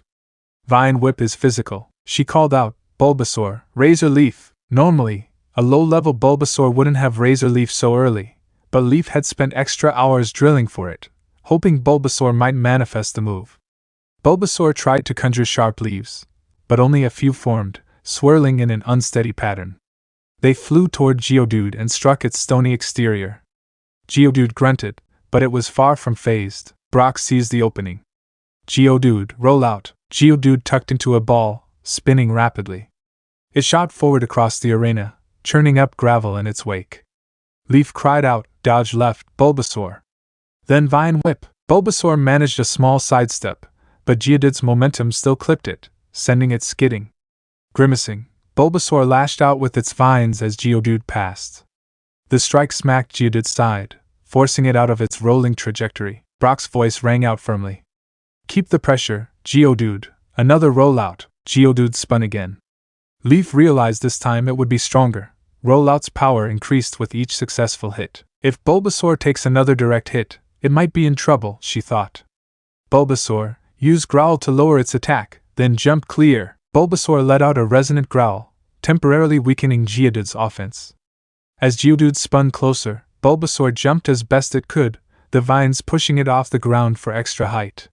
The living boulder rolled underneath, missing by mere inches. Leaf saw a chance. Now, Vine Whip from above, still airborne, Bulbasaur flicked its vines downward, striking Geodude's exposed top side. Geodude yelped, flipping over and crashing into a boulder. Dust and gravel flew. Brock raised an eyebrow. Impressive. Geodude, use Rock Throw. Geodude hefted a chunk of rock and hurled it at Bulbasaur, who landed clumsily. Bulbasaur, watch out! Leaf warned. Bulbasaur attempted to dodge, but the rock clipped its hind leg, drawing a pained cry. Leaf felt her pulse spike. We're not going to last long at this rate. She called out, try Razor Leaf again, full power. Bulbasaur narrowed its eyes. A swirl of leaves formed around the bulb on its back, this time more stable than before. They streaked forward, slicing through the air with a whoosh. Geodude braced itself, arms up, but the leaves cut deep into its rocky hide, causing visible cracks. Geodude, it growled, glaring defiantly. Brock folded his arms. Not bad. Geodude, one more rollout. Geodude began spinning once again, shooting toward Bulbasaur like a high-speed cannonball. Leaf realized Bulbasaur couldn't dodge easily on its injured leg. We need to end this now. Bulbasaur, Vine Whip. Catch it head-on and fling it aside. Bulbasaur steadied itself, vines poised. As Geodude barreled in, the grass type lashed out, hooking onto Geodude's rocky surface. The impact still jarred Bulbasaur, pushing it back, but with a strained cry, Bulbasaur used the momentum to fling Geodude off course. Geodude smashed into the gym floor with a thunderous crash, cracks splintering the gravel. For a moment, Geodude attempted to float back up, arms trembling. Then it collapsed, eyes swirling. The referee lifted an arm. Geodude is unable to battle. Bulbasaur wins the first round. Leaf exhaled, relief flooding her. She glanced at Bulbasaur, who stood panting. She could see bruises on its leg from the rock throw. Bulbasaur is still standing. Brock recalled Geodude. You've trained that Bulbasaur well. It's got a strong sense of timing with those vine whips and a budding razor leaf. But let's see how you handle this. He pulled out a second Pokeball, tossing it. Go, Rhyhorn! A massive, gray rock rhino Pokémon emerged, scraping the ground with its horn. It let out a rumbling roar that echoed off the gym walls, exuding raw power. Leaf's stomach clenched. Rhyhorn is big trouble for a beat-up Bulbasaur. She recalled the earlier note. Rhyhorn might have Horn Attack, Stomp, maybe even Rock Blast. She hesitated. Do I switch out now, or let Bulbasaur try to chip away more? But Bulbasaur looked exhausted. Bulbasaur, return. She called, recalling her grass type. Nidoran, I choose you. She threw out her Nidoran's ball, and her second Pokémon materialized on the gravel. The small poison type stared up at Rhyhorn, ears twitching nervously. Brock gave a slight nod of approval. So you're using a Nidoran. Interesting choice. Let's see what it can do. Rhyhorn, Horn Attack. Rhyhorn pawed the ground, then charged forward, massive horn aimed straight at Nidoran. Nidoran, dodge and poison sting. Leaf commanded. Nidoran dove to the side, narrowly missing the horn's lethal point, and fired a flurry of purple needles at Rhyhorn. Many bounced harmlessly off its rocky hide, a few embedded in softer areas, causing Rhyhorn to grunt in mild pain. Brock quickly countered. Use Stomp. Rhyhorn reared up on its hind legs and slammed its front feet down, sending shockwaves through the ground. Nidoran stumbled, losing its balance. Leaf cried out, Hang in there, Nidoran! Rhyhorn advanced, horn glinting dangerously. We need a better strategy, Leaf thought. Physical poison moves might not cut it against that thick hide. She recalled that Nidoran eventually learns Double Kick, which is fighting type and super effective on rock. Could it possibly know it by now? She decided to test the waters. Nidoran, try double kick. Nidoran's eyes flashed with sudden resolve, as though a latent memory of the move sparked. It lunged at Rhyhorn, both hind legs glowing faintly. With a fierce cry, Nidoran kicked once, Rhyhorn flinched, and then kicked again, hitting the side of Rhyhorn's rocky torso. Rhyhorn! The rock type snarled, stumbling a few steps. Brock raised an eyebrow. So it knows double kick, does it? Alright. Rhyhorn bulldoze. Rhyhorn's feet glowed with ground-type energy, and it slammed them into the arena. The ground rippled in a wave, rushing toward Nidoran. Leaf's eyes widened. Nidoran, jump! Nidoran tried to leap, but the shockwave caught its hind legs, tossing it into the air. The small poison type flipped end over end before crashing hard onto the gravel. Dust billowed up. Leaf's heart clenched. Nidoran! Her Pokémon struggled to its feet, breathing heavily. It was battered, but not yet out. Brock pressed his advantage. Rock Blast! Rhyhorn opened its mouth, launching chunks of rock at high speed. Leaf made a snap decision. Nidoran, double kick the rocks out of the air. Gritting its teeth, Nidoran mustered strength, lashing out with its glowing hind legs to break apart the flying stones. It managed to shatter one, then two, but the third hit home, smashing into Nidoran's side. Leaf bit her lips so hard she tasted blood. We can't keep taking hits like that. Okay, time for a more direct approach. Nidoran, double kick, charge in. Nidoran sprinted forward, ignoring the pain. Rhyhorn attempted another stomp, but Nidoran slipped under the massive foot and landed a flurry of quick kicks against Rhyhorn's front legs. The type advantage of fighting moves did extra damage. Rhyhorn bellowed in discomfort, taking several steps back. Keep it up, Nidoran! Leaf yelled, heart hammering in her chest. Her Pokémon unleashed another double kick to Rhyhorn's side. Cracks formed along the stony armor. Brock's expression grew serious. Rhyhorn, stomp, full force! Rhyhorn roared and brought its forelegs down. This time, the blow connected squarely with Nidoran, pinning it to the ground. Leaf felt her stomach plummet as she watched Nidoran squeal in pain. Nidoran, no! She cried, desperation in her voice. Rhyhorn pressed more weight, but then it let out a strained growl, stumbling back. The poison barbs on Nidoran's body had apparently pricked Rhyhorn's leg, causing Rhyhorn to recoil. Seizing the moment, Leaf shouted, double kick, one more time. With a valiant effort, Nidoran leapt up, delivering a pair of vicious kicks to Rhyhorn's underbelly. Rhyhorn staggered, eyes rolling back. Finally, the big rock rhino toppled sideways with a resounding crash. Silence filled the gym. Then the referee raised a hand. Rhyhorn is unable to battle. Nidoran wins. Leaf sank to her knees, exhaling in relief. Nidoran collapsed onto the gravel, chest heaving. She wanted to rush in and cradle her Pokémon, but she remembered the rules. Battle wasn't officially over until the gym leader was out of usable Pokémon. Or she was. Brock recalled Rhyhorn. A small smile tugged at the corner of his mouth. That was impressive. Nidoran's fighting-type move was the deciding factor. Most rookies don't see that much strategy so early. He reached for his final Pokeball. However, you've used your one substitution. Bulbasaur is injured, and your Nidoran is nearly spent. Let's see if you can handle my ace. Go, Onyx! A massive, serpentine rock snake materialized, towering above them with segmented boulders for a body. It let out a roar that shook the stadium lights. Leaf's stomach twisted. She'd anticipated an Onyx, but seeing it loom over them was another matter entirely. Nidoran, return! She called. The small poison type vanished into its ball in a flash of red light. You did amazing, buddy. Rest now. All she had left was Bulbasaur. She summoned her grass type, who appeared with a grimace, still showing signs of fatigue. Leaf clenched her fists. One more obstacle. We have to find a way. Brock wasted no time. Onyx bind! Onyx lunged forward with terrifying speed for such a large Pokémon. Its rocky segments coiled around Bulbasaur, squeezing tight. Bulbasaur cried out in pain, vines flailing helplessly. Leaf's eyes widened. Bulbasaur, vine whip those coils. Try to pry yourself free. Bulbasaur's vines whipped frantically at Onyx's stony body, leaving faint scratches. Onyx only squeezed harder, causing Bulbasaur to gasp. Leaf felt panic surge. We need to break that hold. Naruto's voice called from the sidelines, firm but measured, focus on a vulnerable segment. Don't just flail, Leaf refocused. Bulbasaur, concentrate your vine whip on the same rock segment, as hard as you can. Bulbasaur's vines hammered a specific link in Onyx's body, chipping away at the rock. Onyx roared, loosening its grip slightly. That was enough for Bulbasaur to wriggle free, dropping to the ground. Good job! Leaf exclaimed, but Brock had another command ready. Onyx, Rock Tomb! Chunks of stone erupted around Onyx, forming jagged pillars that crashed toward Bulbasaur in a circular formation.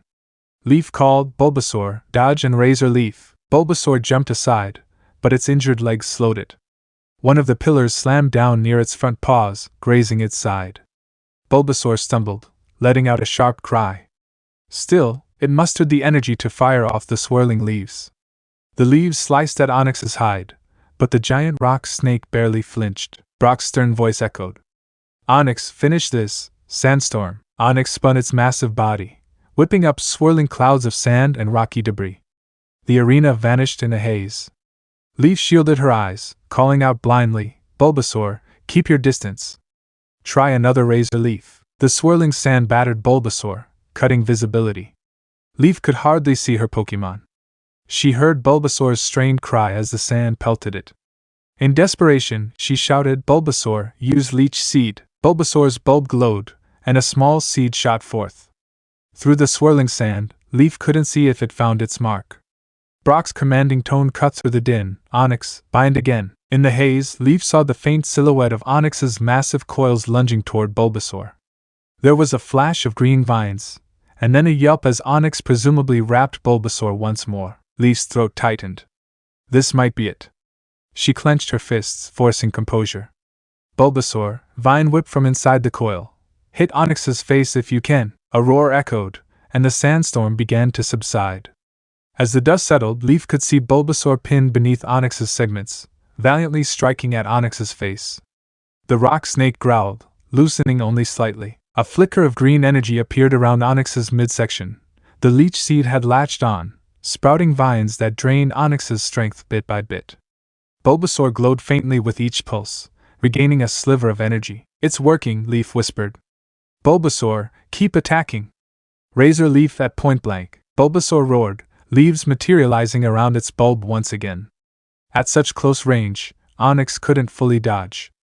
The leaves slashed into its rocky skin, forming cracks along its segments. Onyx howled in pain. Leech Seed continued siphoning energy, each pulse weakening Onyx more. Brock didn't hesitate. Onyx, slam Bulbasaur down, now! The giant Pokémon lifted its coils, then smashed Bulbasaur into the gravel. The impact shook the gym. Leaf gasped, heart seizing up.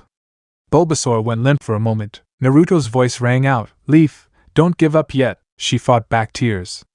One final command. Bulbasaur. Razor Leaf. Bulbasaur, battered and near fainting, mustered every ounce of strength. Another burst of leaves shot upward, cutting across Onyx's face and neck segments. Onyx thrashed, releasing Bulbasaur from its grip. The leech seed glowed bright, delivering a final wave of draining energy. Onyx shuddered, then collapsed onto the floor with a thunderous crash, dust billowing in all directions. For a second, no one moved. Then the referee's voice cut through the silence. Onyx is unable to battle. Brock's team is defeated. The winner is the challenger, Leaf. Leaf stood rooted to the spot, disbelief warring with joy. Her battered Bulbasaur lay unmoving on the gravel. She rushed forward and cradled her Pokémon, tears sliding down her cheeks. Bulbasaur, you did it! Are you okay? Bulbasaur let out a weak croak, eyes half-lidded but alive. Leaf hugged it gently, mindful of its injuries. Brock approached, recalling his unconscious Onyx. He watched Leaf for a moment, then smiled. You fought with resourcefulness and heart. You've earned this. He held out a small, gray badge shaped like a boulder. The boulder badge is yours. Leaf accepted it with trembling hands, feeling a mixture of pride, relief, and exhaustion. Thank you? Thank you so much. Naruto approached, placing a hand on her shoulder. He didn't say anything at first, just gave her a nod that spoke volumes of his approval. Finally, he murmured, Well done, Leaf. Your determination carried you through. Brock extended a handshake. I look forward to seeing how far you'll go, especially under Naruto's guidance. Take good care of your Bulbasaur. Nurse Joy's going to have some work to do. Leaf shook his hand, then looked to Naruto. We should get Bulbasaur and Nidoran to the Pokémon Center right away. Naruto nodded. Absolutely.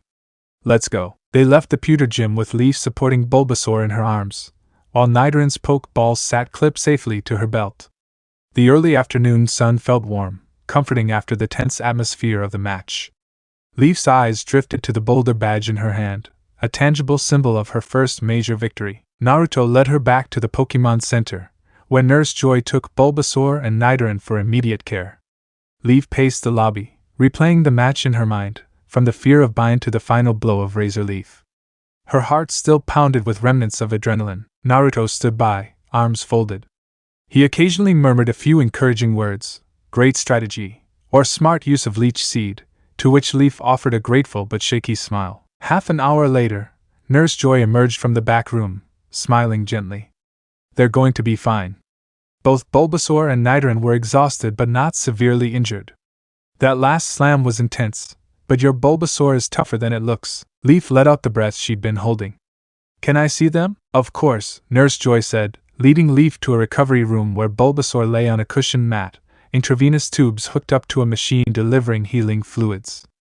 Nidoran rested in a small enclosure beside it, looking tired but stable. Leaf knelt by Bulbasaur, gently rubbing its forehead. Hey, buddy. You were incredible. Bulbasaur opened its eyes, letting out a soft bulba that sounded content. Nidoran gave a tiny squeak, as if congratulating its teammate. Naruto watched from the doorway, arms crossed over his chest. I think they'll need a day or two of rest before we move on. But you've accomplished the first big step, Leaf.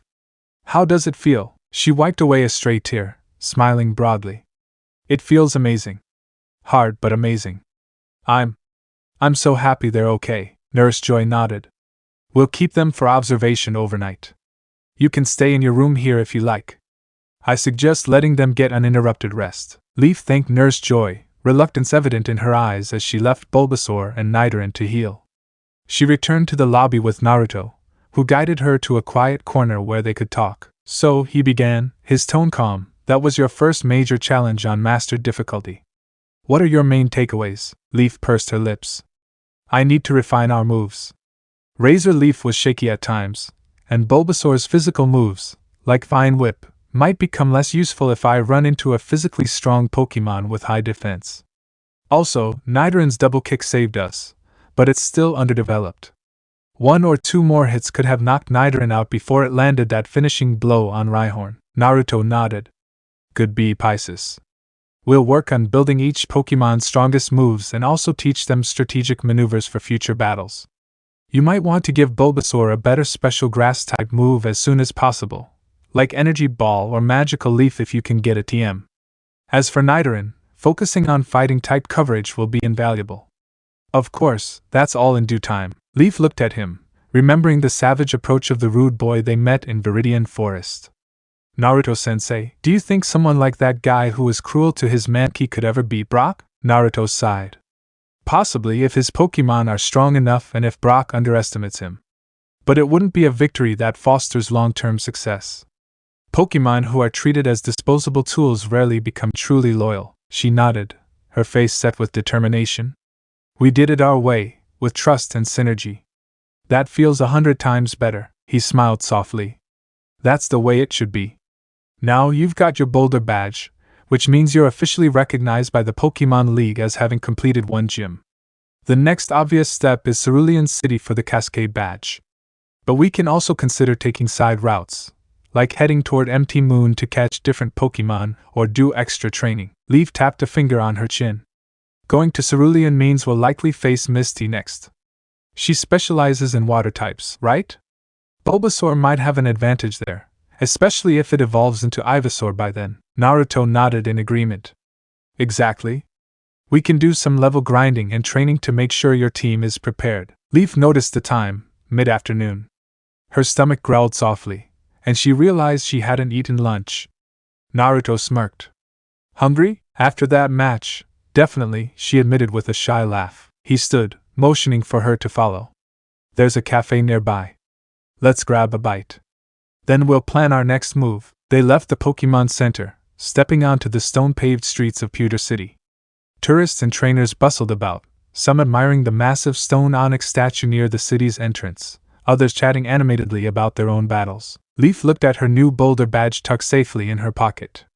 Pride swelled in her chest, but also a budding curiosity. What amazing adventures and dangers await beyond Pewter City? She didn't know the full extent of Kanto's challenges, but she had faith that, with Naruto's mentorship and her own determination, she'd be ready for whatever came next. Clutching her hoodie's edges to her sides, she breathed in the crisp city air, the faint smell of rock dust mingling with the aroma of roasting peanuts from a nearby street vendor. Yes, the road would be long and grueling, but she wouldn't trade this path for anything. A soft morning light slanted through the windows of the Pewter City Pokémon Center. Leaf awoke in the same small room she had used the previous night, still somewhat groggy from the emotional roller coaster of her gym battle against Brock. She stretched, wincing as her muscles protested the tension of yesterday's events. She remembered that the Pokémon Center staff had insisted her Bulbasaur and Nidoran remain overnight for observation after taking such heavy hits. With a surge of concern, she hurried to pull on a different outfit of baby blue t-shirt and jeans, lime green sneakers, and left her room in search of her Pokémon. In the bright, bustling lobby, she spotted Naruto standing by the large bank of healing machines. He wore his trademark black training vest and short-sleeved orange jacket over cargo pants, leaning against the counter with a relaxed confidence. "Morning, Leaf." He greeted her with a small wave. "Slept well?" "Sort of," she admitted, rubbing sleep from her eyes. "I kept dreaming about Onyx squeezing Bulbasaur like a plush toy." Naruto chuckled softly. "But you won in the end, right?" "Everyone's okay, that's what matters." Leaf's gaze flicked to the healing ward door. "Speaking of which, how are they?" "Bulbasaur and Nidoran are fine," Naruto replied. "Nurse Joy said they're fit to leave whenever you're ready. They should still rest lightly for a day or two, but physically, they've recovered faster than expected." Relief washed over her. "Great. Let's get them and maybe talk about our next destination, Cerulean City, right?" Naruto nodded. "That's the plan. But we might want to do some training on the way. If we head out of Pewter City going east, we'll pass through Empty Moon. Plenty of chances to practice." Before leaving, Leaf retrieved her Pokémon from Nurse Joy, who gave her the usual bright smile. "They're both eager to see you, Leaf. Just don't push them too hard right away, okay?" Leaf returned Bulbasaur and Nidoran to their Pokeballs, each giving a cheery trill as they emerged for a moment to greet her, then hopped happily back into the stasis. With that settled, she and Naruto grabbed a quick breakfast in the Pokémon Center's cafeteria. Tea and scrambled eggs for Leaf, strong coffee and a simple sandwich for Naruto. Once they were outside on the stone streets of Pewter, Leaf inhaled the crisp morning air. The faint odor of chiseled rock and distant mountain winds gave the city its distinctive character. She caught sight of the grand onyx statue at the town's entrance, its likeness capturing the fierce presence she had faced so recently. As they made their way toward the city's eastern edge, Leaf noticed curious glances from passing trainers. A few whispered to each other, "That's the girl who challenged Brock on the advanced level, and won." Leaf felt a mixture of pride and self-consciousness. One young boy, maybe 10 or 11, ran up with wide eyes. Excuse me, are you the trainer who beat Brock with just Bulbasaur and Nidoran?" Leaf blinked, then offered a hesitant smile. "Yes, I guess so." "That's so cool," the boy gushed. "I've been trying to train a Sandshrew, but it keeps fainting against Geodude." "How'd you do it?" Leaf glanced at Naruto, who nodded for her to go ahead. She knelt by the kid. "Honestly, I struggled a lot. My Pokémon got hurt. But we used type advantages. My Bulbasaur is a grass type, and my Nidoran learned double kick. That fighting type move helped a lot. Practice your Sandshrew's moves to see if it can learn something effective against rock types." The boy's face lit up. "Right. Thank you. I'll try that." He dashed off with renewed enthusiasm. Leaf stood, cheeks coloring. "I'm not used to people looking up to me," Naruto chuckled. "You'll see more of that as you collect badges, especially the tough ones. Just remember to keep your humility." He looked around.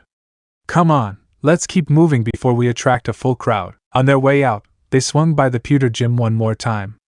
Brock stood out front, hands behind his back as he supervised some gym repairs, likely from last night's intense battles. "Heading out already?" he called, strolling over. Naruto nodded. "We want to get an early start toward Empty Moon." Brock gave Leaf a friendly smile. "Best of luck in Cerulean." Misty's a tough water-type specialist, but if you approach it with the same determination you showed here, you'll do fine. And Naruto, he cast the other trainer a knowing look. Take care of her. Don't let her get in over her head. Naruto's expression was relaxed but firm. She can handle herself. But I'll keep an eye out for trouble. With that, they exchanged goodbyes, and Leaf couldn't help but bow politely.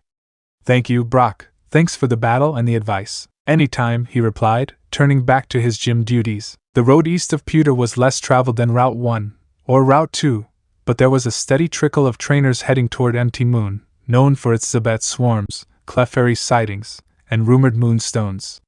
Leaf and Naruto passed through a stone arch marking the city limits, stepping onto a gravel path that wound past low cliffs and brushy fields. Patches of wild geodude or sandshrew appeared now and then, though they kept a wide berth of the travelers. As they walked, Leaf's mind lingered on a subject that had intrigued her for a while. She glanced at Naruto, noticing the calm, thoughtful set of his features. Now might be a good time to ask him about aura in more depth. She cleared her throat. Sensei? If you don't mind, could you tell me more about aura? The real details? We barely scratched the surface. Naruto's lips curved in a small smile. Sure. It's a good time. We've got a long walk ahead. They found a relatively level stretch of road and kept a measured pace, giving Naruto space to explain. You already know the basics. Aura is life energy. Some people can sense it, some can't. For those who can, it often manifests in different ways, like heightened empathy with Pokémon, or even limited psychic or telekinetic abilities.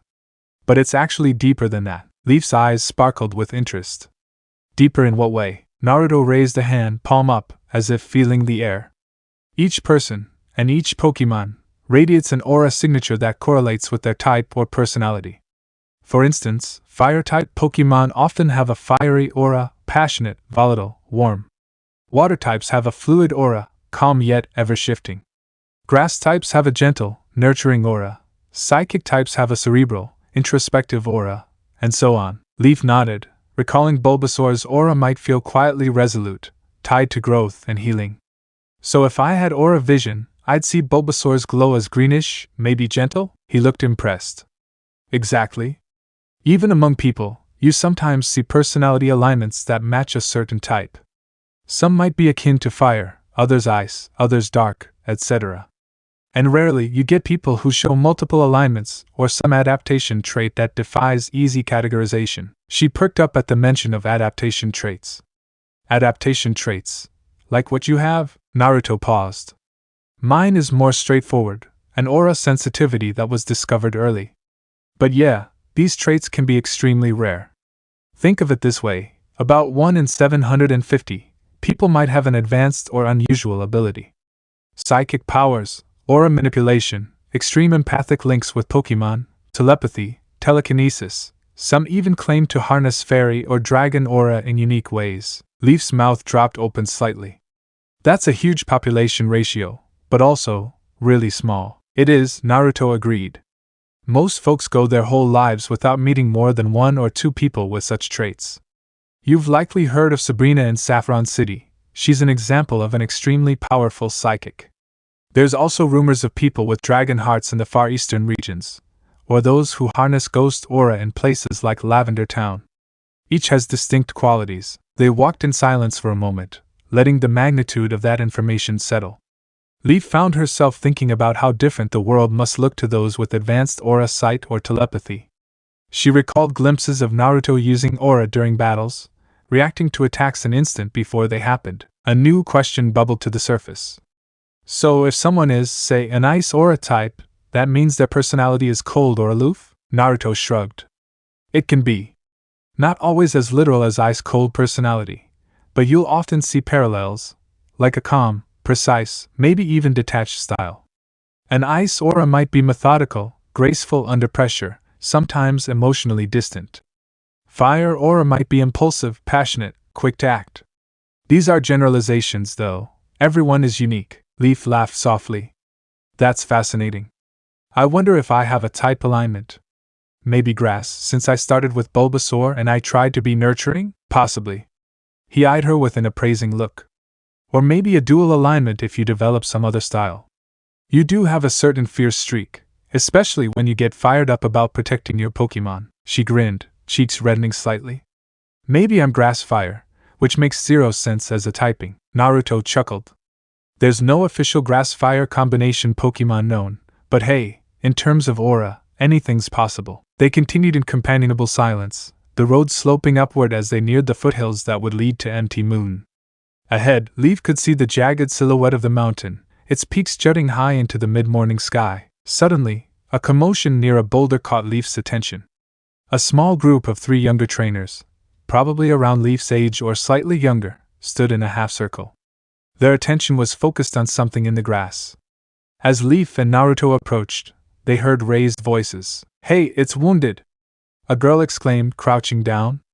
"We've gotta help it. We don't have any more potions," one of the others fretted. "And the nearest center is back in Pewter." Leaf exchanged a look with Naruto, then hurried over. "Is something wrong?" The girl turned, revealing a worried face. She pointed to a small, trembling Clefairy lying in the grass, a gash visible on its side. "We found this Clefairy limping out of the bushes. It looks like it got attacked by something, maybe a wild Zubat or Paras, but we're not sure. It's in pain." Naruto knelt down, setting his pack aside. "I have a portable medical kit. Let me see." He carefully examined the Clefairy.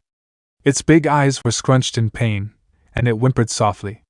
"All right, it's nothing like threatening, but we should disinfect and bandage this wound." Leaf rummaged in her own bag, pulling out a half-full potion and a roll of sterile bandages.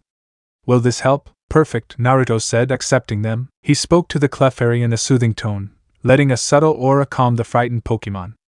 Leaf noticed how the pink fairy type relaxed slightly under Naruto's presence, as though sensing something reassuring. When the wound was cleaned and wrapped, Clefairy gave a faint chirp of gratitude. One of the younger trainers sighed in relief. "Thank you both. We were worried. We ran out of supplies after a tough day of training." Leaf smiled. "I'm just glad we could help."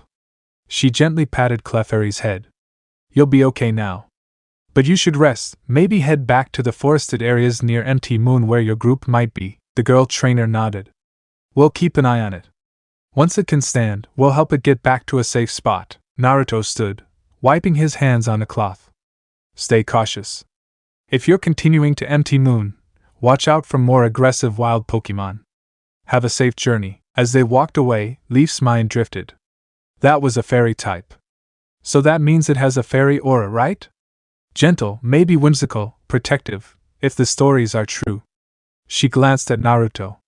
"You were able to calm it with your aura again, weren't you?" He shrugged. "Only a little. Clefairy are docile by nature, so it wasn't hard. But that's basically how I handle a lot of nervous or injured Pokémon, just project a calming energy." Leaf nodded thoughtfully.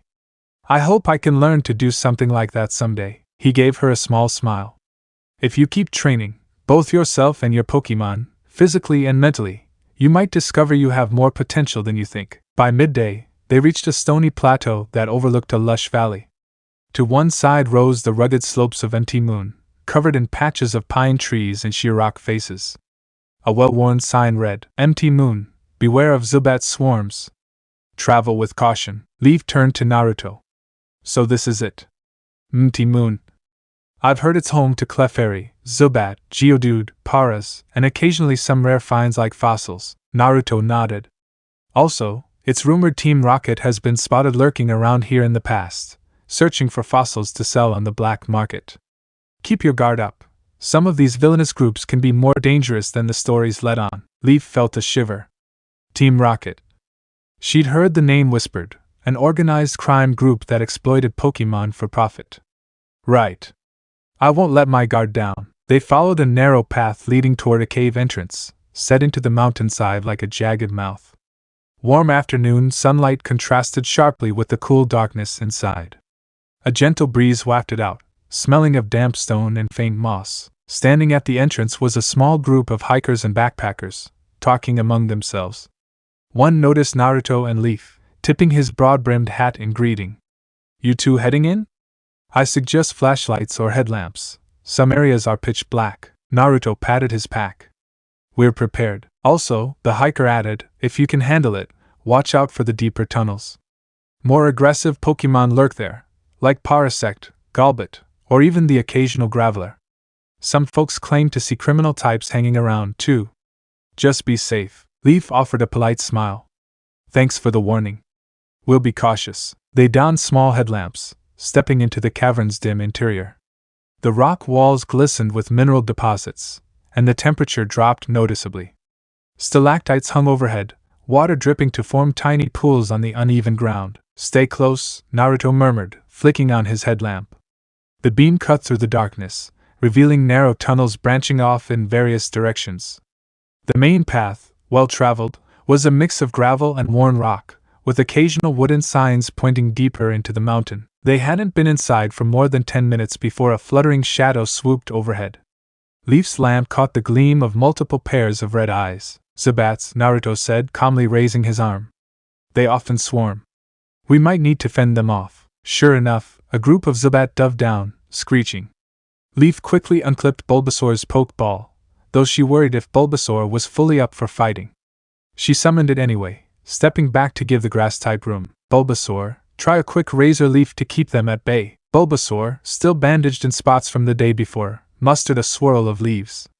They sliced through the air, scattering the closest Zubat. But more swooped in, echolocating shrieks filling the cavern. Naruto swiftly released Lucario, his aura partner.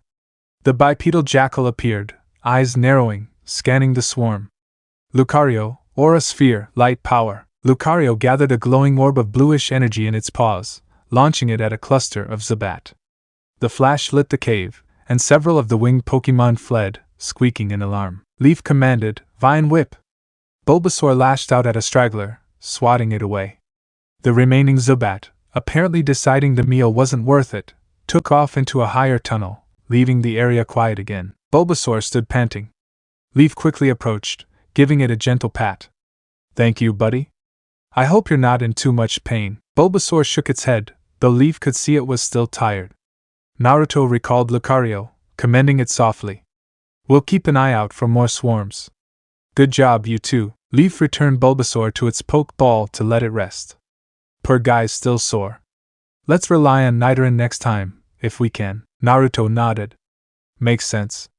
Also, never forget you can simply run if the encounter is too big. Discretion can be the better part of valor. They moved deeper, guided by occasional glow-in-the-dark signs left by the League for traveling trainers. A few other trainers passed by, complaining of nuisance Zubats or crowing about newly caught Paras. One older teen with teal-dyed hair boasted, I caught a super Clefairy near an underground spring, which Leaf found intriguing. After about half an hour of winding passages, they reached a small cavern with a still underground pool. The roof overhead was dotted with faintly glowing moss, creating a dreamlike ambience. Naruto set down his pack, gesturing for Leaf to join him. Let's take a quick rest here, he said, rolling his shoulders. I want to talk more about aura, particularly how it might help you in situations like the Zubat swarm. Leaf sank onto a nearby rock. I'm all ears. Naruto paused, reflecting. Think of aura as a sense, like sight or hearing. The more you practice, the more you can detect shifts in the environment. Like when the Zubat approached, you might sense their combined aura before you even see them. She tried to imagine that. So it's like a sixth sense, an early warning system? In a way. More advanced aura wielders can even sense a Pokémon's emotional state, like fear, anger, or hunger. That helps them act preemptively, either to calm a situation or to stand their ground. Leaf leaned forward, eyes gleaming. Is that how you always seem to react so fast in battle? He nodded. Partially. Also years of experience. But aura gives me an edge. If you're serious about exploring your own potential, we can start with basic meditation techniques soon. She brightened. I'd love that. I'll do whatever it takes. Naruto looked at her thoughtfully. Sure, but keep in mind aura training isn't easy. And it doesn't always manifest for everyone. But there's no harm in practicing awareness. We'll start with short sessions each morning, just 10 or 15 minutes to clear your mind, sense your surroundings. Leaf remembered the ratio he'd mentioned. Only about 1 in 750 had advanced traits. Understood, Sensei. They took a few minutes to eat some snacks, dried fruit, granola, and sip water from their canteens.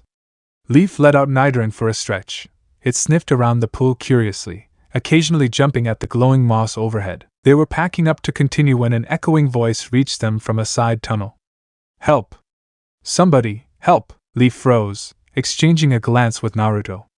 In an instant, they dashed toward the cry, following the twisting passage until they emerged into a slightly larger chamber strewn with rocks and crumbled pillars, perhaps an ancient part of the mountain. There, they found a lone trainer cornered by a pair of men in black uniforms bearing a red R on their chests, Team Rocket.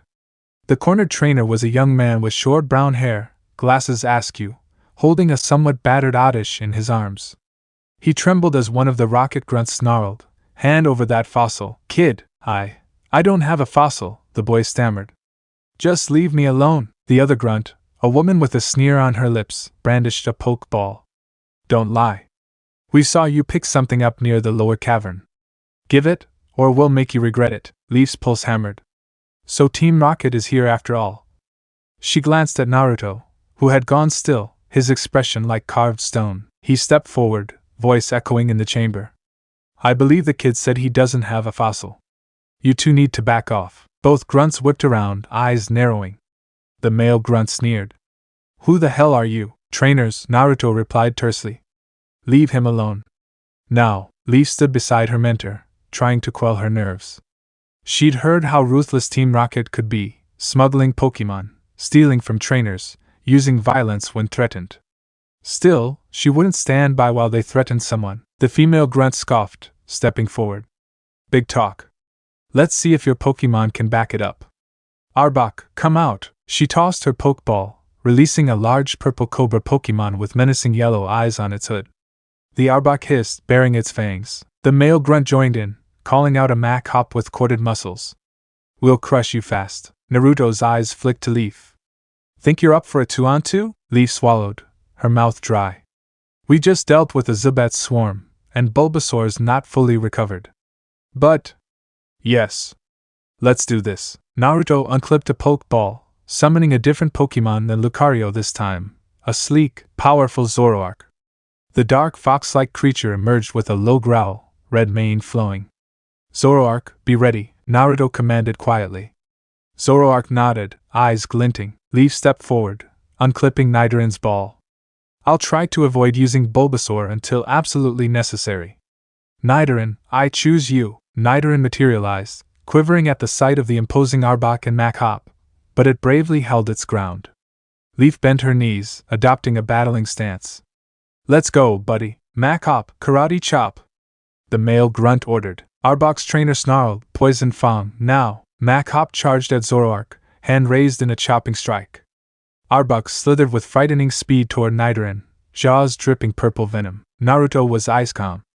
"Zoroark, Night Slash!" Zoroark's claws glowed with dark energy.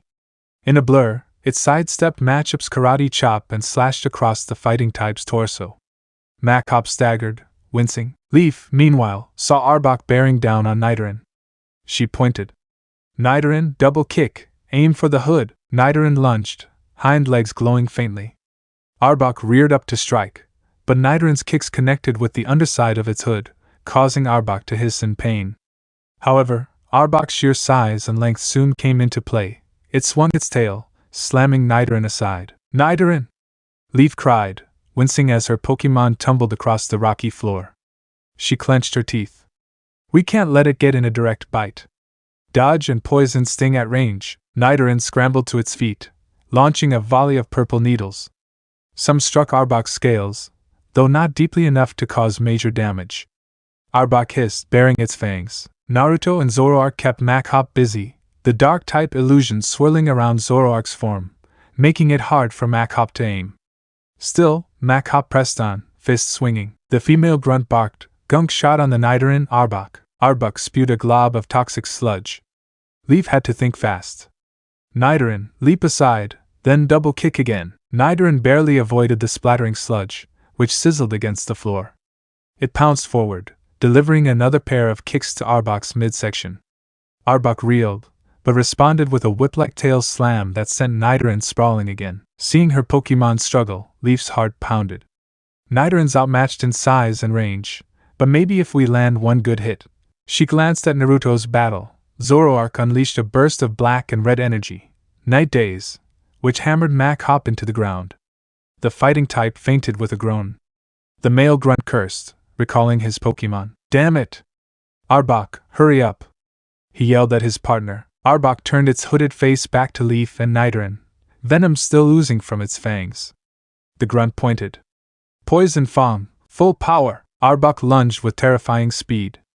Leaf's eyes widened. Nidoran can't dodge in time. She made a split-second call. Nidoran, meet it head-on. Double kick, the female grunt scoffed. Foolish! Arbok slammed into Nidoran, sinking its fangs into Nidoran's side. Nidoran let out a squeal of pain, but it simultaneously struck Arbok's head with both hind legs at point-blank range. The fighting-type energy in double kick glowed fiercely. Arbok screeched, thrashing, releasing Nidoran to coil back in agony. Nidoran landed, trembling, purple poison dripping from the wounds on its side. Both Pokémon glared at each other, panting heavily. Arbok, finish it! The grunt shrieked, but Arbok collapsed to the rocky floor, eyes swirling, the residual damage from repeated double kicks, and possibly a taste of Nidoran's own poison barbs. Too much to withstand. The female grunt cursed under her breath and recalled Arbok. Nidoran staggered, blinking rapidly, then fainted from the venom coursing through its body. Leaf rushed over. Nidoran, you did great! She sprayed an antidote frantically on the puncture wounds and returned the Pokémon to its ball for immediate stasis. She exhaled in relief, grateful that the stasis would slow the poison until a proper treatment at the Pokémon Center. Seeing both of their Pokémon defeated, the two rocket grunts glared at Naruto and Leaf. The male grunt clenched his fists. You're going to regret this. Team Rocket doesn't forget meddling brats. Naruto's Zoroark growled softly, stepping forward. Its crimson eyes promised a swift end to further conflict. The grunts backed away, clearly outmatched. With a final sneer, they fled down a side tunnel, disappearing into the darkness. The cornered trainer with the oddish slumped in relief, adjusting his glasses. Thank you so much. I really didn't have a fossil. They must have mistaken me for someone else. Here, look. He held up a small, smooth stone with faint patterns. I just picked up this interesting rock. I don't think it's a fossil at all. Naruto glanced at it. Probably a geode fragment. Team Rocket can be paranoid, especially if they think you've found something valuable. Leaf helped the boy to his feet. Your Oddish looks hurt. You should get to a Pokémon Center. He nodded quickly. Yeah, I'll head back to Pewter City. Thank you again. You saved us. With that, he hurried off toward the exit. Naruto watched him go, expression darkened by the recent encounter. Team Rocket's definitely active here. We better stay on high alert. Leaf recalled the savage glint in the grunt's eyes. I hope we don't bump into them again. Naruto gave a terse nod. Let's keep moving. The deeper we go, the more likely we'll see them. But we have to pass through to reach Cerulean. They pressed on, Zoroark quietly padding beside Naruto for protection. After about 15 minutes of weaving through passages, they emerged into a larger, well-lit cavern. Electric lanterns placed by the local city council illuminated the path. Leaf spotted a sign indicating that the Cerulean exit wasn't far ahead. She released a slow breath. We should heal Nidoran soon. That poison Fang was brutal, Naruto quickly concurred. Agreed. The moment we're out of here, we'll find the nearest Pokémon Center. Cerulean's center is about a half-day's walk from the mountain exit. Leaf's stomach clenched at the thought of her Pokémon suffering. Let's hurry, then. True to the sign's promise, they soon found the exit. The transition from the dim caves to the bright afternoon sun was almost blinding. A breath of fresh mountain air greeted them as they stepped onto a descending trail that skirted the northern side of Empty Moon, eventually winding east toward Cerulean City. Standing at a makeshift rest stop near the exit was a park ranger in a high-visibility vest. He offered free water refills to passing trainers. Leaf gratefully accepted, asking him how far to the next center. Cerulean City is roughly 6 to 8 hours by foot if you don't stop. But there's a small rest house about an hour down the road. They have a Pokémon healing station, rudimentary, but it can handle poison or mild injuries. Relief flooded Leaf's face. Perfect. Thank you. They thanked the ranger and set off down a gently sloping path. While the scenery was beautiful, lush foothills dotted with wildflowers and occasional streams, Leaf's mind remained focused on getting Nidoran proper care. She glanced at Naruto, who walked with measured strides. He caught her gaze. Don't worry, the stasis slows the poison's effect. Your antidote spray should have neutralized most of it. Still, I understand your concern. Let's pick up the pace. Leaf nodded, picking up a brisk walk despite her own fatigue. Near mid-afternoon, they arrived at the rest house the ranger mentioned. It was a rustic lodge made of logs and stone, with a wooden sign that read, "Empty Moon Traveler's Rest." Pokémon healing available inside. A few trainers lounged outside, sipping water or reorganizing their gear. Inside, a middle-aged woman with kind eyes and a long ponytail served as the caretaker. She greeted them warmly. "Welcome, travelers. Need any healing?" Leaf didn't hesitate. "Yes, please. My Nidoran was poisoned badly by an Arbok." "Certainly, dear." The caretaker brought Leaf to a back room with a small medical setup, less advanced than a typical Pokémon center, but it had healing machines and enough supplies for emergencies. She took Nidoran's Pokeball, hooking it into a portable healing unit. Naruto stood nearby, occasionally glancing around with that protective aura about him. After a few minutes, the caretaker returned, smiling. "Your Nidoran should be fine now. It might need rest tonight, but the poison has been fully neutralized." Leaf exhaled shakily. "Thank you so much." She took Nidoran's ball back, pressing it gently to her forehead. "Glad you're safe, buddy." Naruto clapped her shoulder. "Now both Bulbasaur and Nidoran can recover in peace. We can stay here tonight if you want, or push on to Cerulean." Leaf frowned. "I'd like to push on, but I'm not sure we should. Nidoran really needs rest. Bulbasaur's also still sore from the gym. Maybe we should just stay put for the night." Naruto gave a small nod. "A wise choice. Let's not risk another random encounter on the road in their weakened states. We'll rent a room here." The caretaker was happy to oblige. She led them to a cozy loft upstairs, where travelers could bunk down. It had simple beds, a wooden floor, and a large window overlooking the rolling foothills. The setting sun cast warm orange beams across the horizon. After a hearty stew dinner prepared by the caretaker, Leaf and Naruto settled in the loft. She let Bulbasaur and Nidoran out briefly for a checkup. Nidoran seemed much better, still bruised, but no longer showing signs of poison. Bulbasaur yawned, rolling onto its side to doze contentedly. Naruto sat cross-legged on his bedroll, arms resting on his knees. "So, I wanted to revisit the aura topic. Specifically, about those 1 in 750 individuals. Because, Leaf, there's a chance you might be developing some form of heightened sensitivity." Leaf's eyebrows shot up. "What makes you say that?" He motioned to her. "I've noticed how you sometimes sense the emotional state of your Pokémon. Like earlier in Empty Moon, you reacted to Nidoran's fear an instant before it showed outward signs. That might be normal empathy, but it could also be the beginnings of aura awareness." She felt her heart flutter. "You think so? I thought I was just worried about it." He shrugged in a non-committal way. "Could be. Or it could be something more. Either way, no harm in training that awareness. Tomorrow morning, we'll do some meditation. I'll guide you. Try not to get your hopes too high. We're talking about extremely rare traits. But I see no reason not to explore the possibility." Leaf rubbed her arms, excitement tempered by caution. "All right, I'll do my best. If there's a chance I can develop an ability that helps me protect my Pokémon, I want to try." Naruto nodded, a faint, proud smile on his face. "That's the spirit." They spent the next hour or so tidying their gear and quietly talking about tomorrow's route. Cerulean City wasn't far, but Naruto wanted to possibly check out a rumored training field near a small waterfall. Leaf liked the idea.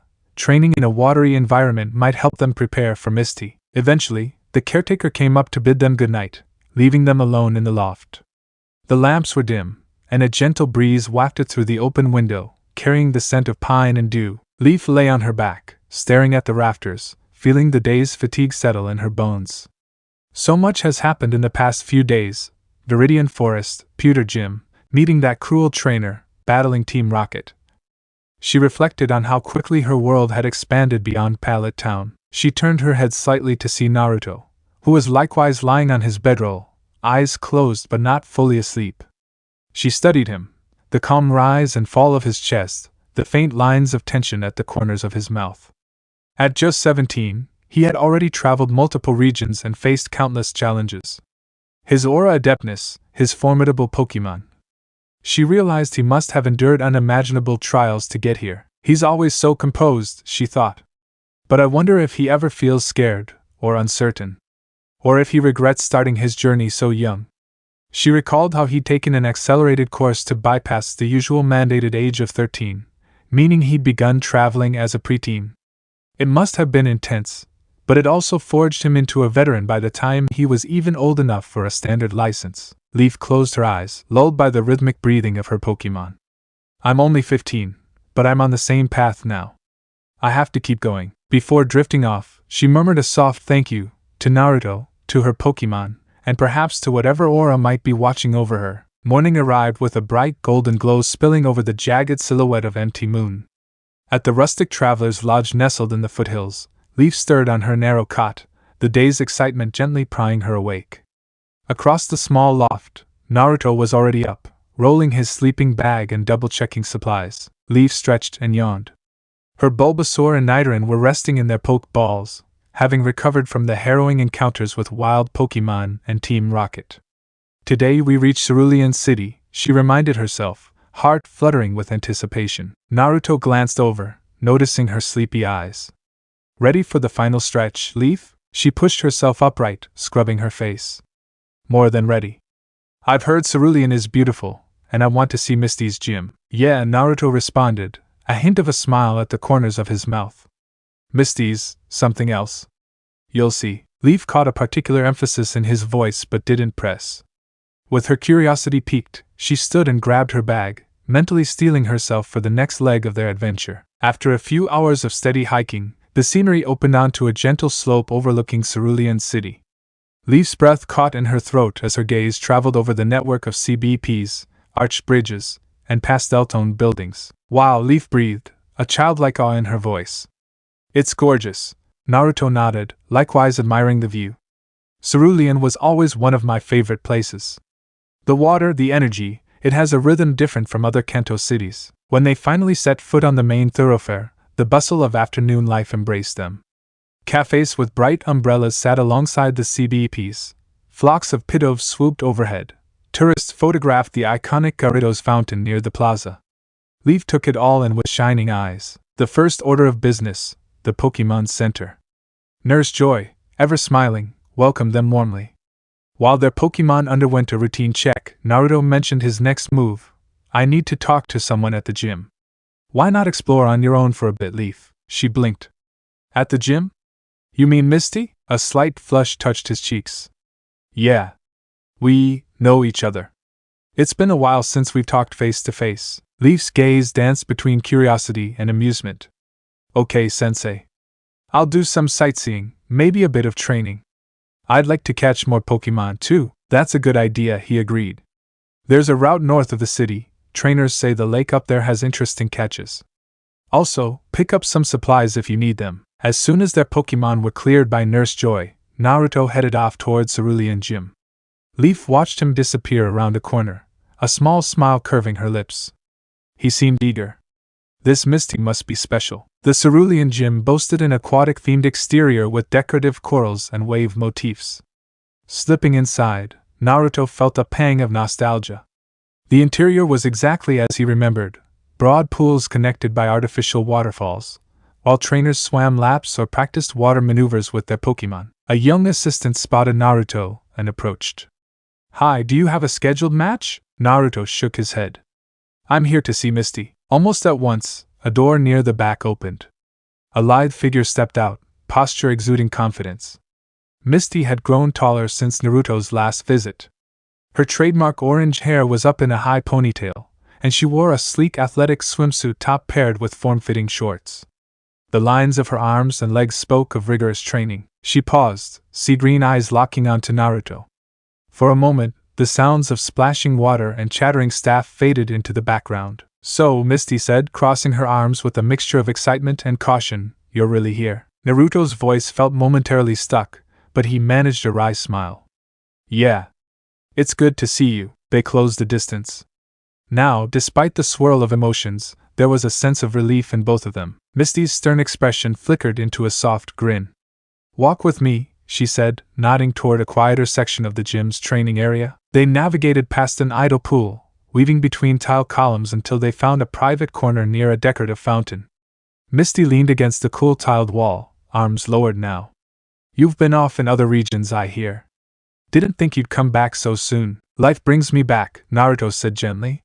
He paused, letting the hush settle. I'm mentoring a new trainer, Leaf. She's challenging gyms on the highest difficulty. Misty raised a brow. Bold for a rookie. But then again, you've always been about pushing limits. A beat of silence. Then her voice softened. I've missed you. The gap between them closed, and his hand rose, tentatively brushing a stray lock of orange hair from her cheek. I've missed you too, he confessed, voice low. Kasumi. Uttering her real name, not the stage put out into the world as one of the sensational sisters. Emboldened by that admission, Misty leaned forward.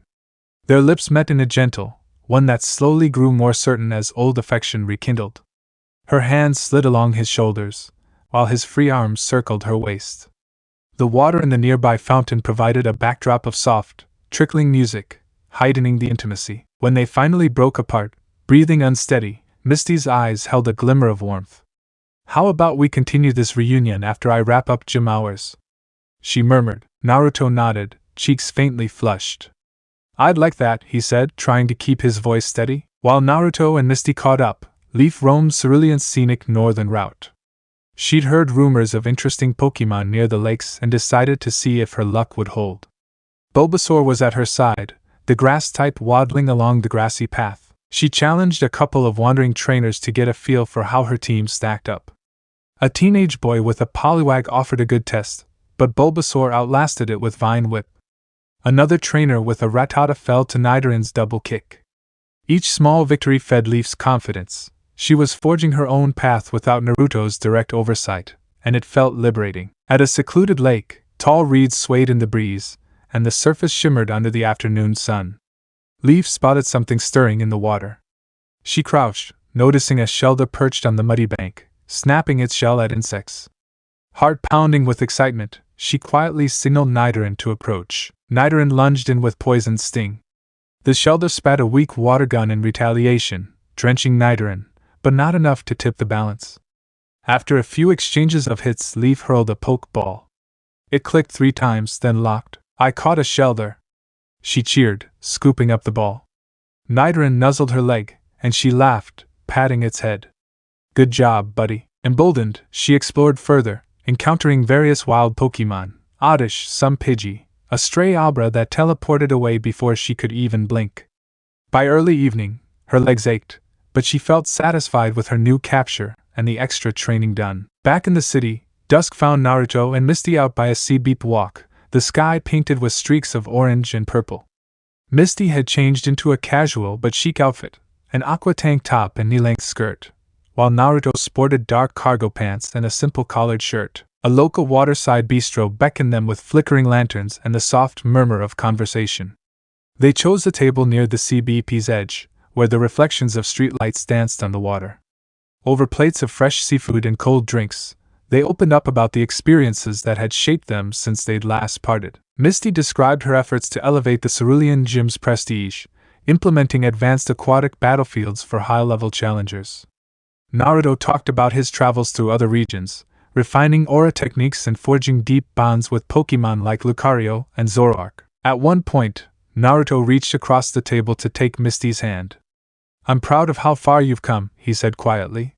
You're not just a gym leader. You're a real powerhouse. She felt heat rise in her cheeks. Coming from you, that's high praise. Her gaze flicked to the water, then back to him. I always wanted to prove myself, to be more than just the water girl overshadowed by her sisters. I guess we both found our paths in pushing limits. When they left the bistro, they strolled along a quieter sea beach under the moonlight. A cluster of willow trees offered gentle seclusion. Misty halted, spinning to face him, her hands still in his. Remember that time near Lake Valor? She asked, voice soft. We stayed up all night, training, then ended up dancing by the shore? Naruto smiled at the memory. We were exhausted, but it felt amazing. Misty's smile turned wistful. Feels like yesterday. Their voices hushed. She stepped closer, pressing against him, arms threading around his shoulders. The night air felt warm, wrapping them in a cocoon of shared memory and renewed desire. Their mouths found each other in a deep, slow kiss. Naruto's hands traced a gentle path along Misty's waist, pulling her in until there was no space left between them. Her lips parted against his, breaths mingling in the hush of Cerulean's sleeping CBEPs. Time blurred. They lost themselves in each other's presence, exploring, remembering, and discovering anew. Fingertips grazed over clothes and soft skin with an urgency that belied their caution. When they finally pulled back for air, Misty's cheeks were flushed, her eyes shining. "My private quarters at the gym aren't far," she whispered, her voice breathy. Naruto exhaled, pulse racing. "Lead the way." Hand in hand, they disappeared into the night, the city's lights reflected in Cerulean's waters. Leaf returned to the Pokémon Center. The day had been fruitful. She'd caught a Shelder, secured some prize money from battles, and gleaned tips on EV training from a handful of locals. Placing her poke balls on the center's counter for a quick post-training check, Leaf found herself humming with confidence. Nurse Joy, scanning Shelder's ball, smiled. "Your new Shelder is healthy. A little underleveled compared to your Bulbasaur and Nidoran, but it has solid potential." Leaf lit up. "That's great to hear." She spent the evening mingling with a few other traveling trainers in the center's lounge, exchanging stories about near misses with Zubat swarms, or discussing the rumored presence of Team Rocket in the region.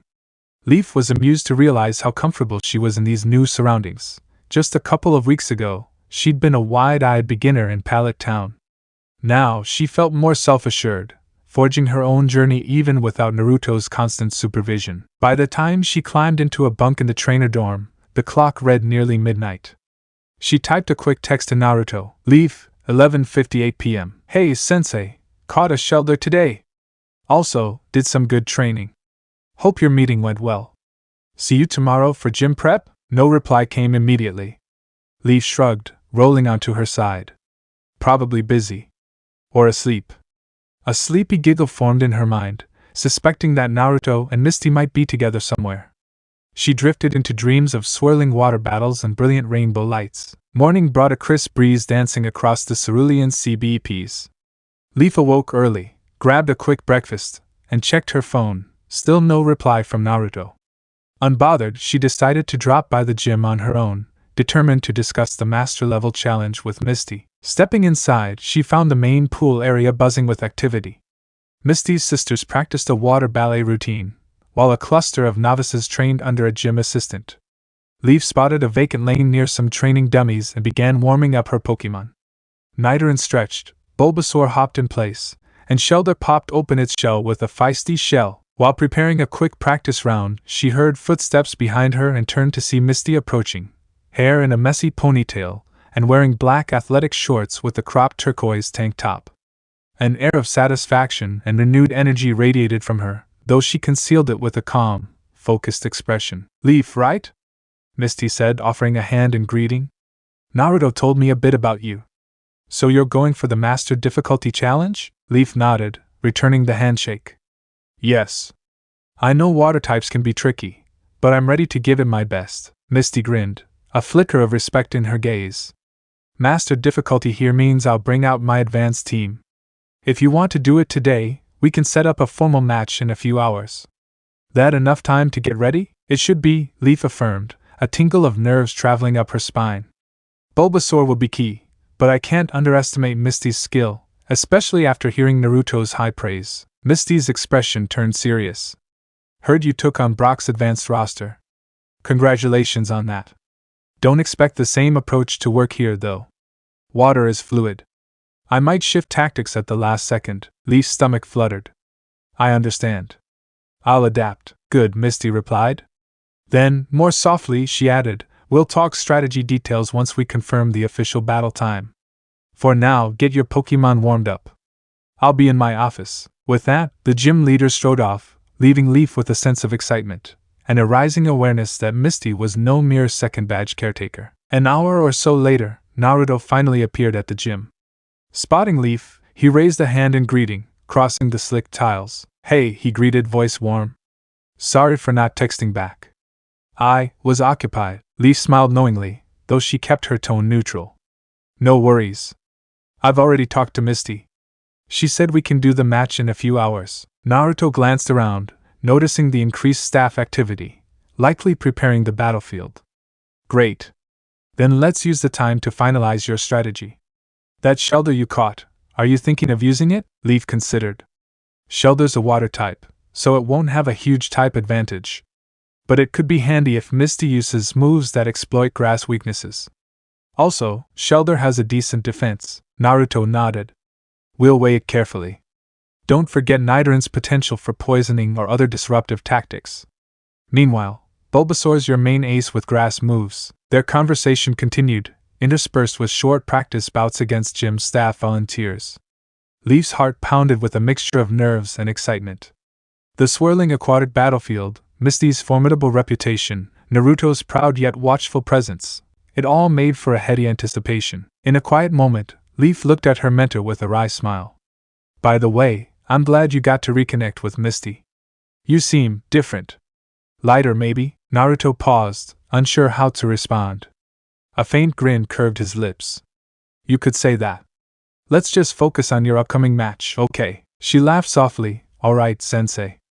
Let's do this. Morning light trickled through the high windows of the Cerulean gym's main chamber, casting shimmering reflections off the water-filled battlefield.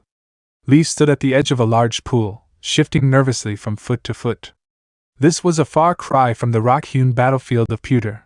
The entire arena was partially submerged, featuring adjustable platforms and swirling currents designed to give water types a distinct advantage. Misty said we'd start around 9, Leaf murmured to Naruto, who watched from a few steps behind her. It's almost time. Naruto, arms folded over his chest, nodded. She's usually punctual. Just breathe. Remember your strategy. Leaf exhaled, mentally reviewing her plan.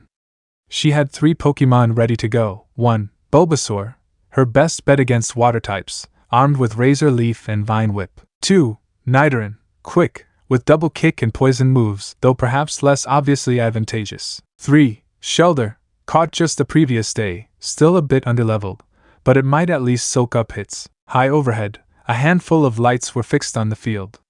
Misty's 3 sisters sat in a small spectator's box, whispering to each other. The rest of the gym staff arranged themselves around the perimeter. A hush fell as the gym side door opened, revealing Misty. She wore a sleeveless one-piece athletic suit, black with turquoise highlights, cut for easy movement. Her orange hair was tightly braided, and she bore an aura of calm focus that Leaf couldn't help admiring and finding intimidating. Good morning, Misty said, voice echoing slightly in the water-scented air. She stepped onto the platform at the far end of the pool. Challenger Leaf, this is a master-level Cerulean gym battle. Let's confirm the terms. Leaf swallowed her nerves. Sure. Misty glanced at a clipboard one of her sisters held out. We'll do a 3-on-3 format. Traditional rules, you can switch Pokémon, but once a Pokémon is knocked out, you can't bring it back. No outside healing items during the battle. That good? Leaf nodded firmly. Yes, that works. A gym attendant stepped forward to officiate, wearing a striped referee shirt and holding a small flag. This will be a 3-on-3, advanced level match between Misty, the Cerulean gym leader, and Leaf from Pallet Town. The challenger may substitute freely. The leader has standard substitution rights as well. Victory goes to the last trainer with at least 1 Pokémon remaining. Naruto shifted to a spot near the sideline, where he could observe without interfering. She felt his reassuring presence despite her adrenaline surging. Misty raised her voice, directing it at Leaf. Let's begin. Go, Stereo! With a flick of her wrist, Misty tossed a Pokeball, and a star-shaped Pokémon materialized on the water's surface. Its central gem glinted under the fluorescent lights, and it bobbed lightly, spinning in place. Leaf inhaled. Okay, time to see if I can handle this. She unclipped Bulbasaur's Pokeball. Bulbasaur, let's do this. In a flash of red light, Bulbasaur appeared on a floating platform, looking around warily at the unfamiliar watery terrain. Leaf gave it a small nod. Remember your training. Let's go. The referee lifted a flag. Battle, begin. Misty wasted no time. Stereo, swift. The starfish Pokémon spun rapidly, launching a flurry of glowing stars that arced through the air toward Bulbasaur. Leaf knew Swift never missed, so dodging was pointless. Brace yourself. Bulbasaur then responded with Razor Leaf. Bulbasaur attempted to shield its face, taking the barrage of stars with a few pained grunts. As the sparkling projectiles faded, Bulbasaur summoned a whirl of sharp leaves from its bulb. The leaves slashed across the pool, slicing into Stereo's hard exterior. Stereo spun again, shimmering sparks flying as it tried to shake off the damage. Misty's expression showed mild surprise. Good power. Stereo, rapid spin! Stereo launched itself forward like a spinning disc, skimming along the water's surface. It slammed into Bulbasaur's platform, knocking the grass type off balance. Leaf gritted her teeth. Vine Whip! Catch it mid-spin! Bulbasaur's vines lashed out, coiling around Stereo's central axis. Stereo's spin slowed, and Bulbasaur wrenched it sideways, sending it crashing into the pool with a splash. Misty's eyes narrowed.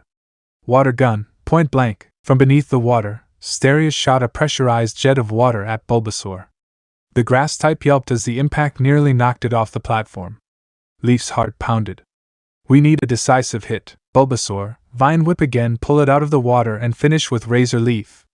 Leaf commanded. The vines plunged underwater, wrapping around Stereo. With a heave, Bulbasaur yanked it airborne. As Stereo flailed, Bulbasaur unleashed a second Razor Leaf barrage. The spinning leaves sliced across Stereo, its gem flashing erratically. Then, with a faint hiss, the starfish dropped into the pool, motionless. The referee glanced at Misty. She recalled Stereo, expression calm but impressed. Stereo is unable to battle. First round goes to Leaf. A wave of relief passed through Leaf. Bulbasaur stood panting, bruised from the swift and water gun, but still capable. We took down her first Pokémon, yes. Naruto offered a subtle thumbs up from the sidelines, but his face remained serious. Leaf sensed the real challenge was still ahead. Misty clipped Stereo's ball to her belt, then produced another. That was well done, Leaf. Let's see how you handle this. Floatzel, go! In a burst of light, a sleek otter-like Pokémon materialized, orange fur and twin tails flicking. A blue flotation sac ringed its neck. It crouched low on a platform, eyes gleaming with predatory speed. Floatzel, that's definitely advanced. Leaf's mind raced. It was known for its lightning-fast Aqua Jet and strong physical attacks. Bulbasaur is already tired, she muttered. Maybe I should switch to Nidoran or Shellder? But something urged her to keep Bulbasaur in for at least one strike. Bulbasaur, open with Vine Whip, keep your distance, Misty smirked. Floatzel, Aqua Jet. Floatzel encased itself in a veil of surging water and shot forward like a bullet. The Vine Whip slapped empty air as Floatzel zigzagged, striking Bulbasaur squarely in the side. Bulbasaur reeled, nearly falling off the platform. Leaf's heart lurched. Bulbasaur can't withstand repeated hits like that. Bulbasaur, return. She recalled it in a beam of red light. Nidoran, you're up. Nidoran appeared, bracing itself on a stable platform. Its ears perked forward, sensing Floatzel's high-energy aura. Misty nodded approvingly at Leaf's quick swap. Floatzel, rain dance. Floatzel performed a swift, fluid motion, releasing a torrent of water droplets that swirled upward, condensing into a low-hanging cloud. Rain began to pour inside the gym, the overhead lights reflecting off a sudden downpour. The watery battlefield became even more dangerous. Floatzel's speed would now be multiplied under these conditions. Leaf felt her stomach clench. She's boosting Floatzel's natural advantage. Nidoran, Poison Sting, keep it at bay. A flurry of purple needles flew. Floatzel darted through the rain, weaving around most of them. Misty pointed sharply. Aqua Jet again. Like a blur, Floatzel streaked across the water. This time, Nidoran managed to leap aside, though it still caught a glancing blow that skittered it across the platform. Leaf clenched her fists. Nidoran, double kick, counter when it charges again. Misty's eyes flickered with anticipation. Bulk up, Floatzel. A faint red aura surrounded Floatzel as it flexed its muscles, raising its attack and defense. That's trouble, Leaf thought. One solid hit will tear Nidoran apart. She needed a plan, fast. Nidoran, she called, voice firm. Try to get close and strike from behind. The small poison type circled, tension radiating from its quivering form. Floatzel prowled, tail flicking water droplets, searching for an opening. Then, Misty's command, Aqua Tail. Floatzel spun, water swirling around its tail like a whip, and lashed out. Nidoran narrowly dodged the first swing, but the second struck home, sending it tumbling. Leaf cringed. Nidoran's squeal cut through the patter of rain. Hang in there! Leaf shouted. Nidoran struggled to its feet, battered but defiant. Leaf's mind raced. If double kick could land properly, maybe it could do serious damage. Nidoran, full power double kick, don't hold back. For a split second, Misty locked eyes with Leaf. Then she gave her own order, Floatzel, Ice Fang. Floatzel lunged, fangs crackling with icy energy. Nidoran dashed forward at the same moment.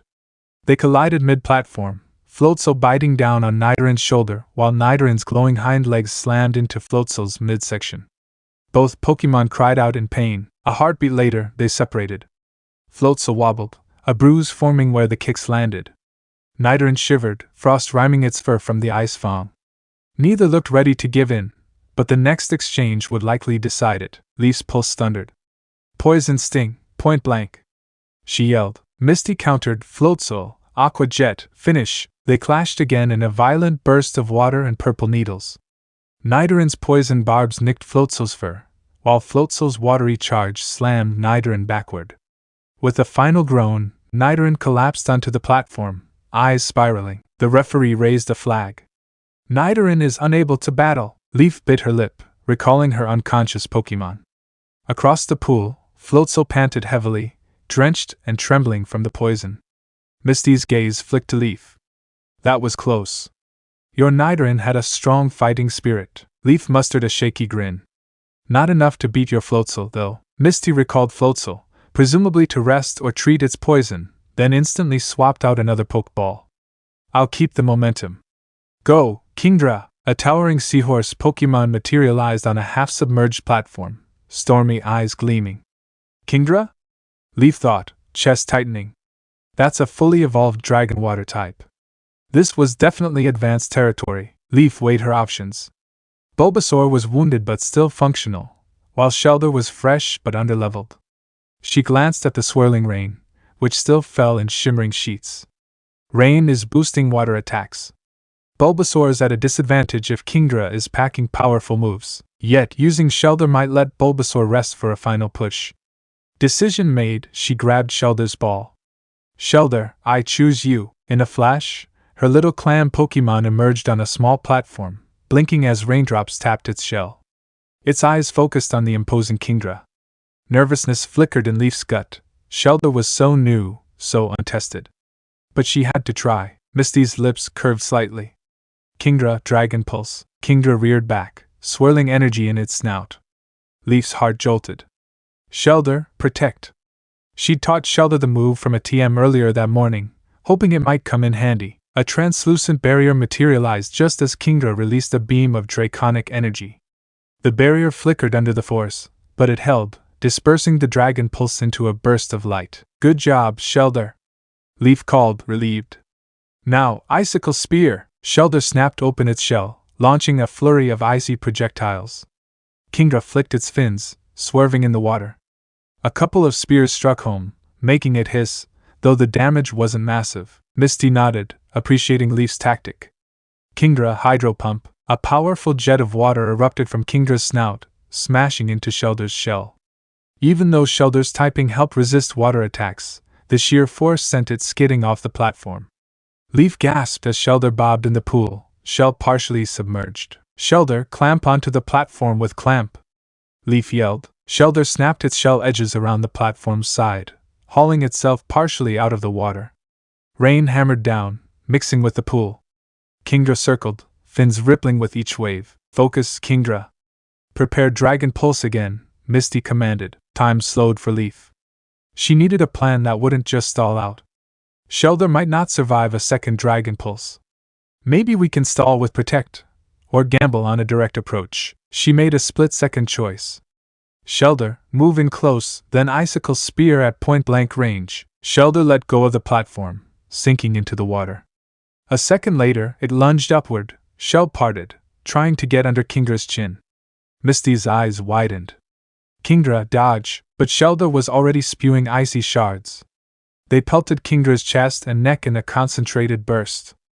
Kingdra roared, rearing back. A direct hit, Leaf thought, hope surging, yet Kingdra endured. Misty seized the moment.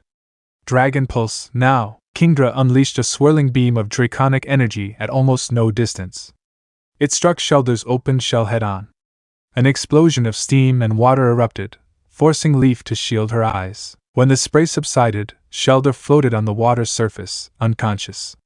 The referee's voice cut through the roar of rain. Shelder is unable to battle. Leaf's heart sank, recalling her fallen Pokémon.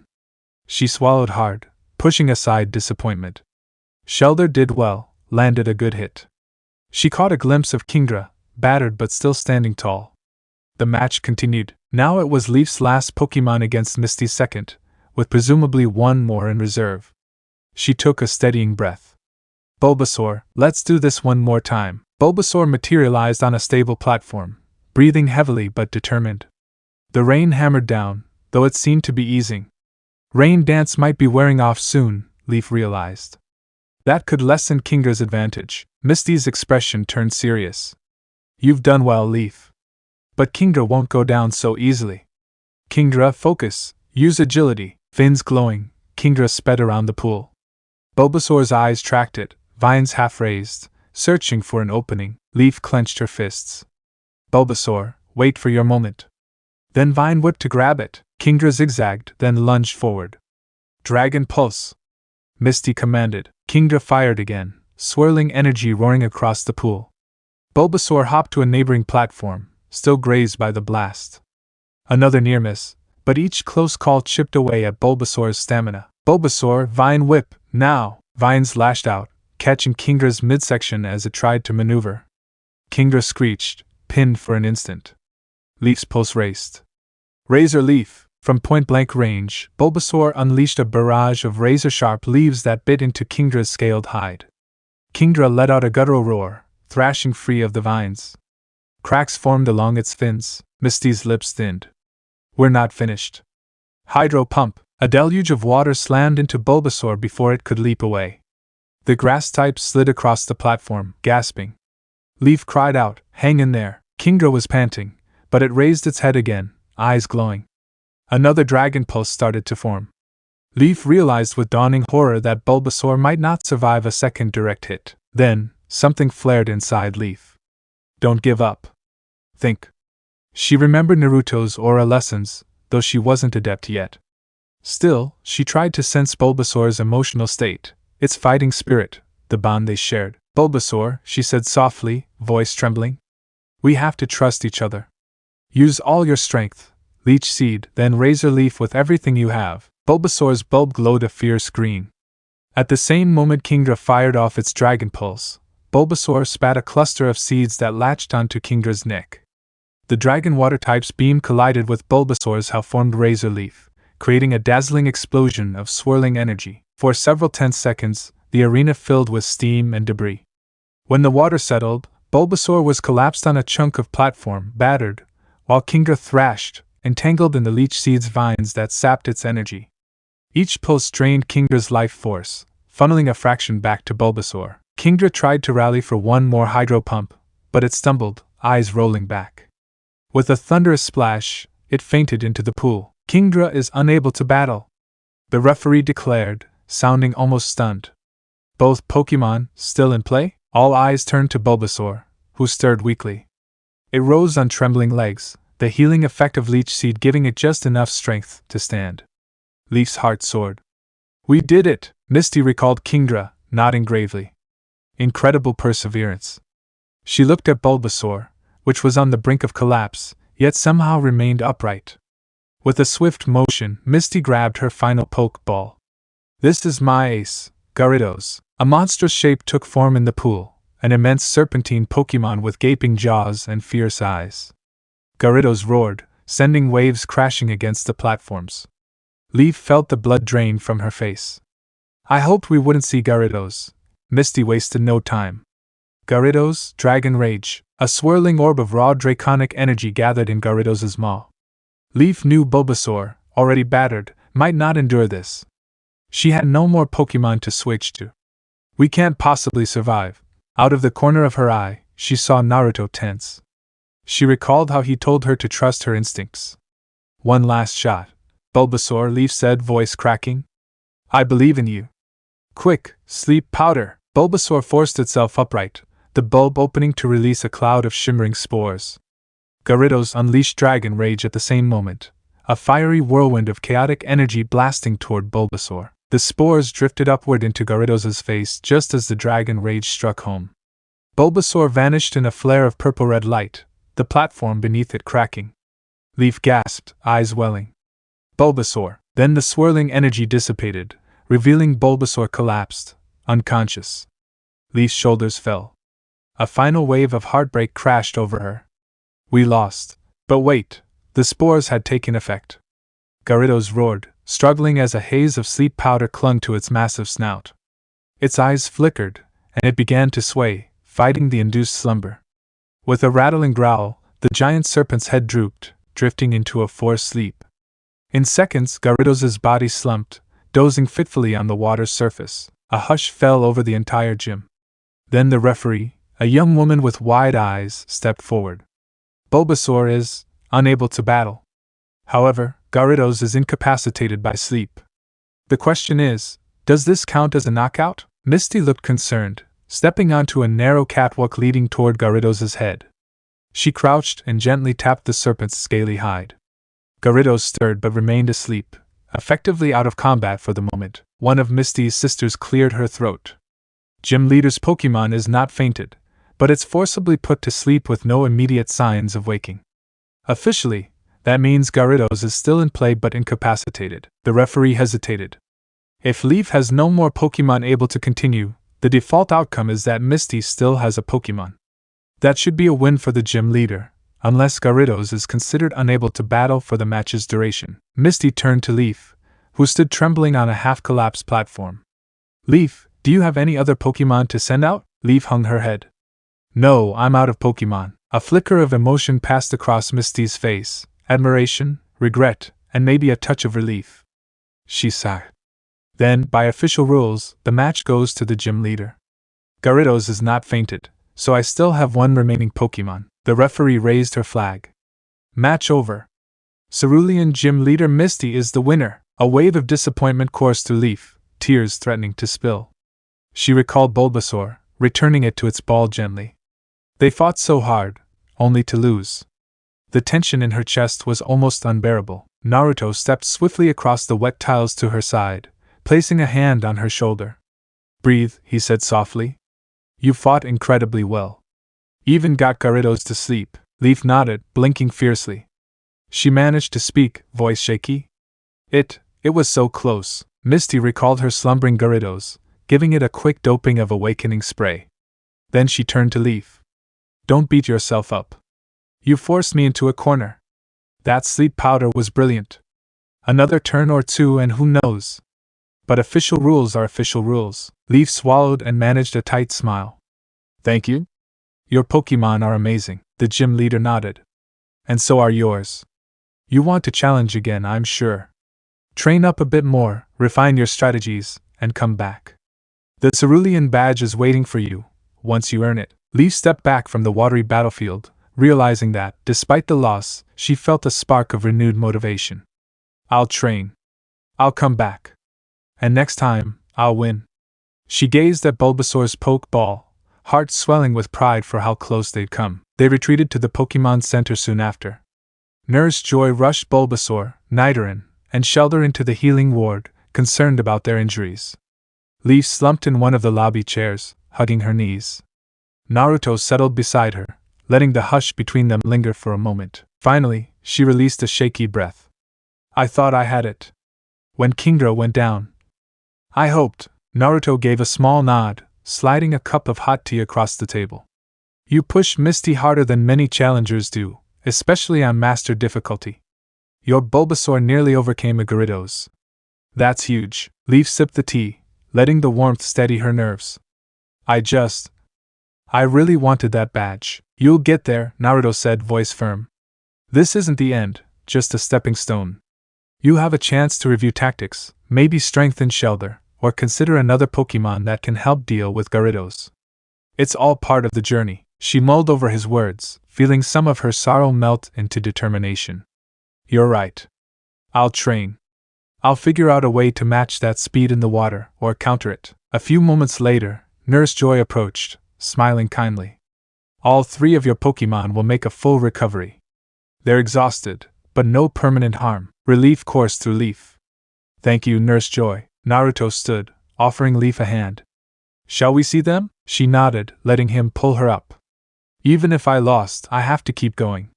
That's what a real trainer does. Later that afternoon, Leaf sat on a bench in the Pokémon Center courtyard, letting Bulbasaur get some fresh air now that it was out of critical care. The little grass type dozed on her lap, still bandaged in places. Naruto had stepped away to run errands for supplies, leaving Leaf to reflect alone. She stroked Bulbasaur's bulb, whispering words of gratitude for its bravery. Soft footsteps alerted her that someone approached. She glanced up to see Misty, hair now down, wearing casual gym clothes, standing a short distance away. The gym leader offered a faint smile, then gestured to the bench in a silent request to sit. Leaf nodded. Sure. Misty lowered herself onto the bench, gazing at Bulbasaur's calm face. Your Bulbasaur is strong. That final sleep powder was a stroke of genius. Caught me off guard. Leaf felt her face heat. I just wanted to do something unpredictable. Misty leaned forward, elbows on her knees. You know, not many new trainers push me that far. And you're not even 2 badges in yet. That says a lot. She paused, gathering her thoughts. I can give you advice if you like, some inside perspective on advanced water battles. You can use it for your rematch, or for any future challenges. Leaf blinked, surprised. Really? You'd help me, even though I'm going to challenge you again? A wry smile tugged at Misty's lips. I want challengers to grow strong. It does no good if trainers keep failing at the same hurdles. Plus, Naruto speaks highly of you. I trust his judgment. Leaf returned the smile. I'd love any tips you can give. Misty nodded, the orange fringe of her hair brushing her cheek. First, consider that water-type specialists often manipulate the battlefield, flooding the arena, using rain dance, or employing strong currents. To counter that, you might look for moves or Pokémon that handle changing terrain well, electric types, for example, or grass types with coverage moves. Or you can fight water with water, if you have a better grasp on mobility. Leaf let the advice sink in. So maybe my Shelter can learn some moves that break up the water flow, like Whirlpool or something that disrupts a big attacker like Gyarados? Exactly, Misty said, impressed. Also, watch out for Pokémon with secondary typings, like Kingra's Dragon Element. You might need an Ice or Fairy move to crack that armor. Even a well-placed poison strategy could work if you can outlast it. Leaf nodded, mentally taking notes. Her disappointment dulled, replaced by the faint thrill of planning. I'll come back stronger. They chatted a bit longer, the conversation flowing more casually. Misty occasionally alluded to having joined Naruto for a late dinner the previous night, her eyes flickering with a warmth that Leaf recognized. She found it sweet that they'd rekindled something meaningful. That evening, Leaf and Naruto regrouped in the Pokémon Center dorm. Leaf explained Misty's tips, forming a plan to train Shelter's coverage moves and maybe search for an electric or flying type to handle Gyarados. Naruto listened intently, adding suggestions. So, how about we do some exploration around Route 24 and Route 25? Naruto proposed. There's rumored to be Pikachu up near the Cape, and some other interesting encounters that might help your lineup. Leaf's eyes lit up. That's a great idea. Pikachu or Mareep or something with electric attacks would be huge. He nodded. We can also incorporate more aura meditation if you want. You came close to a breakthrough in Empty Moon. Maybe practicing will sharpen your instincts in battle. Leaf reflected on that fleeting sense of awareness she'd had with Bulbasaur. Yes. I'd like that. Before bed, they sat in the Pokémon Center lounge, finishing dinner. Nearby, a group of older trainers murmured about sightings of Team Rocket near the Cerulean outskirts. Leaf's attention sharpened at the name. Memories of the confrontation in Empty Moon came rushing back. Intimidation, stolen fossils, reckless cruelty. Heard they might be planning something around here. One trainer whispered to another. Better keep our Pokémon close. Naruto overheard, brow furrowing. He gave Leaf a sidelong look. Could be just rumors, but after Empty Moon, I wouldn't put it past them. Leaf exhaled slowly. If they are here, I want to be ready. He placed a reassuring hand on her shoulder. We will be. You focus on strengthening your team. We'll handle anything else as it comes. Her gaze flicked down to her Pokémon's Pokeballs on the table, Bulbasaur's among them. I lost this gym battle, but that only pushes me to grow. She recalled the fierce determination she'd felt in the final moments. I won't let Team Rocket or anyone else stop us. She met Naruto's eyes, nodding. Alright. Tomorrow, we search for new catches. Then, once I'm stronger, I'll rematch Misty. Naruto's lips quirked in a faint smile. That's the spirit, Leaf. A gentle breeze flooded the curtains of Leaf's room in the Cerulean City Pokémon Center. She woke to her phone's alarm, bleary-eyed but determined.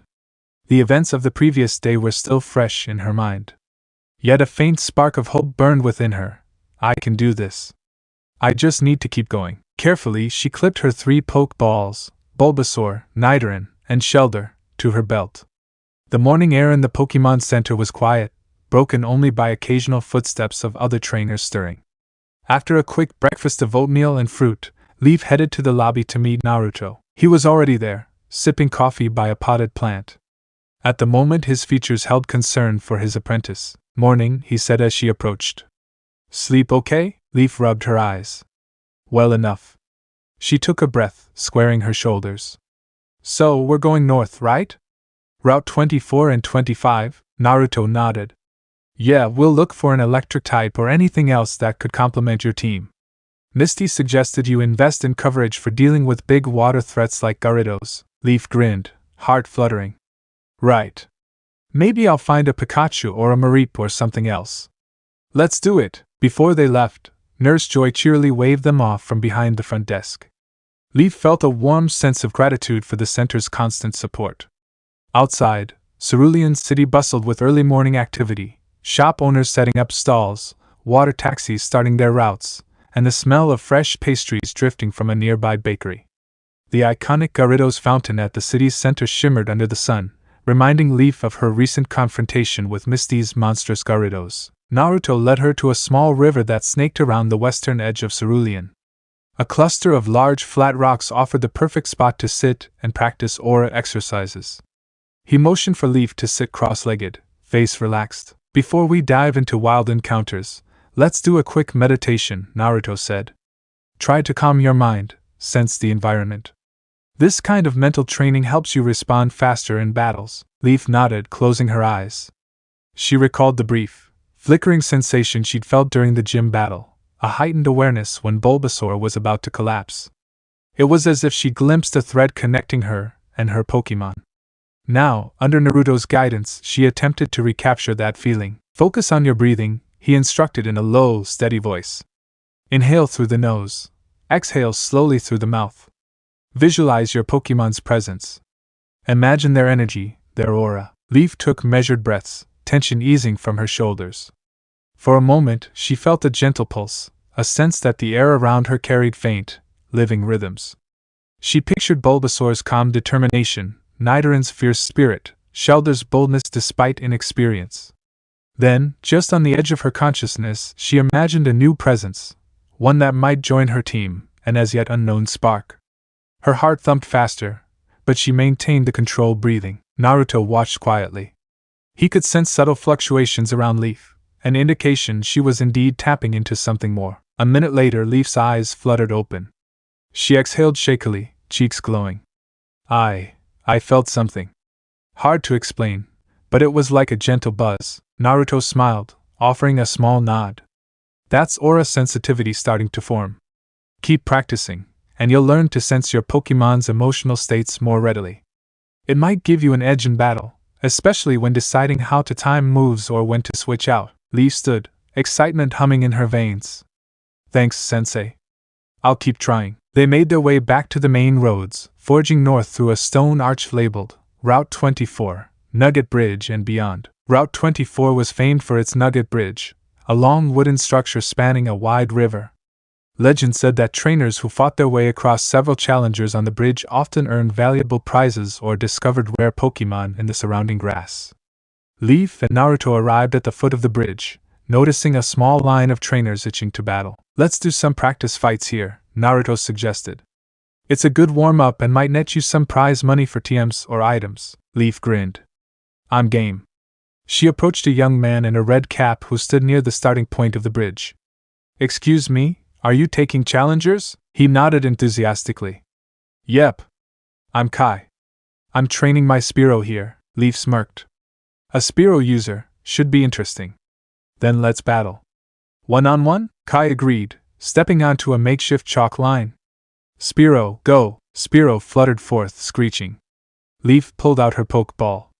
Nidoran, let's show them what we can do. Nidoran emerged, pawing at the bridge planks. Immediately, Kai commanded, Spearow, Fury attack, the small bird dove beak flashing. Leaf waited for the last second. Nidoran, double kick! Spearow's first peck grazed Nidoran's shoulder, but Nidoran retaliated with a powerful hind leg strike that launched Spearow backward. With a second quick kick, Spearow tumbled across the bridge, fainting in a flurry of feathers. Kai gasped, recalling his Pokémon. Whoa! That was fast. Nice job. He handed Leaf some prize money with a sheepish grin. I'd better keep training. Leaf offered a kind smile. Thanks for the battle. She returned Nidoran, feeling a little surge of confidence. That's one down. They proceeded across the bridge, encountering two more trainers, one with a Caterpie and one with a Goldeen. Both succumbed to either Bulbasaur's Razor Leaf or Shelder's Icicle Spear, netting Leaf additional small prizes. Naruto watched from the sidelines, occasionally offering pointers on move timing or defensive positioning. When they reached the final trainer at the bridge's far end, a tall, lanky teen with spiked hair, Leaf paused. Something about his posture felt vaguely familiar. He exuded a brashness that instantly reminded her of the cruel trainer they'd encountered in Viridian Forest. Sure enough, when he turned around, she recognized him, the boy who had nearly gotten his Mankey destroyed in a reckless match. Leaf tensed, recalling the harsh manner in which he treated Pokémon as disposable tools. She walked up cautiously. Naruto also recognized him, standing a short distance behind Leaf. The teen sneered, crossing his arms. Well, if it isn't the little rookie from Pallet Town. His gaze flicked to Naruto with disdain. And the so-called expert mentor. You want to battle, or are you chickening out? Leaf frowned. We beat you last time, didn't we? Or at least, we intervened in your fight. Hard to remember with all the drama you caused. A vein bulged on his temple. That was a fluke. I've gotten a lot stronger. He grabbed a Pokeball from his belt. Mankey's evolved, now it's a Primeape. But you can't handle that. Leaf felt a pang of concern. Primeape was known for ferocious fighting strength. But her pride flared. Fine. I'll take you on. He rolled his eyes. Let's do this. Naruto watched silently, arms folded. A protective tension radiated from him. He would intervene if the teen got too reckless again. Leaf stepped forward. Nidoran, show him what we've got. At the far end of the short battlefield, the teen unleashed Primeape, a muscular simian with thick forearms and a furious scowl. It pounded the ground, letting out a guttural roar. Nidoran, Leaf said, voice steady, be ready. Double kick might not be enough here. We'll have to play smart. The teen smirked cruelly. Primeape, karate chop. Primeape lunged with surprising speed. Nidoran sidestepped, but the chop grazed its side, sending it skidding across the grass. Leaf clenched her fists. That power is on another level now. Poison sting, Nidoran! She commanded. A volley of purple needles zipped toward Primeape. The fighting type growled, taking a few hits to the chest, but showed no immediate sign of poisoning. The trainer barked, cross chop. Primeape rushed in again, crossing its arms for a devastating blow. Leaf's mind raced. She needed to hamper Primeape's offense. Nidoran, focus on defense. Counter with double kick at the last second. Nidoran braced itself, letting the furious Primeape come close. As the cross chop descended, Nidoran twisted aside, slamming both hind legs into Primeape's ribs. The impact pushed Primeape back, though not by much. With a savage grin, the teen yelled, Rage! Primeape's eyes glowed red, its muscle mass seeming to bulge. Leaf recognized the move. Each hit it took would stoke its power further. That spelled disaster if she couldn't end this quickly. Poison sting again, aim for a weak spot. Leaf cried, hoping to land a poison effect. Needles flew. Primeape roared, chest heaving, but remained unaffected. The teen sneered. Now Primeape thrash. The fighting type exploded forward, fists and feet flailing in a violent frenzy.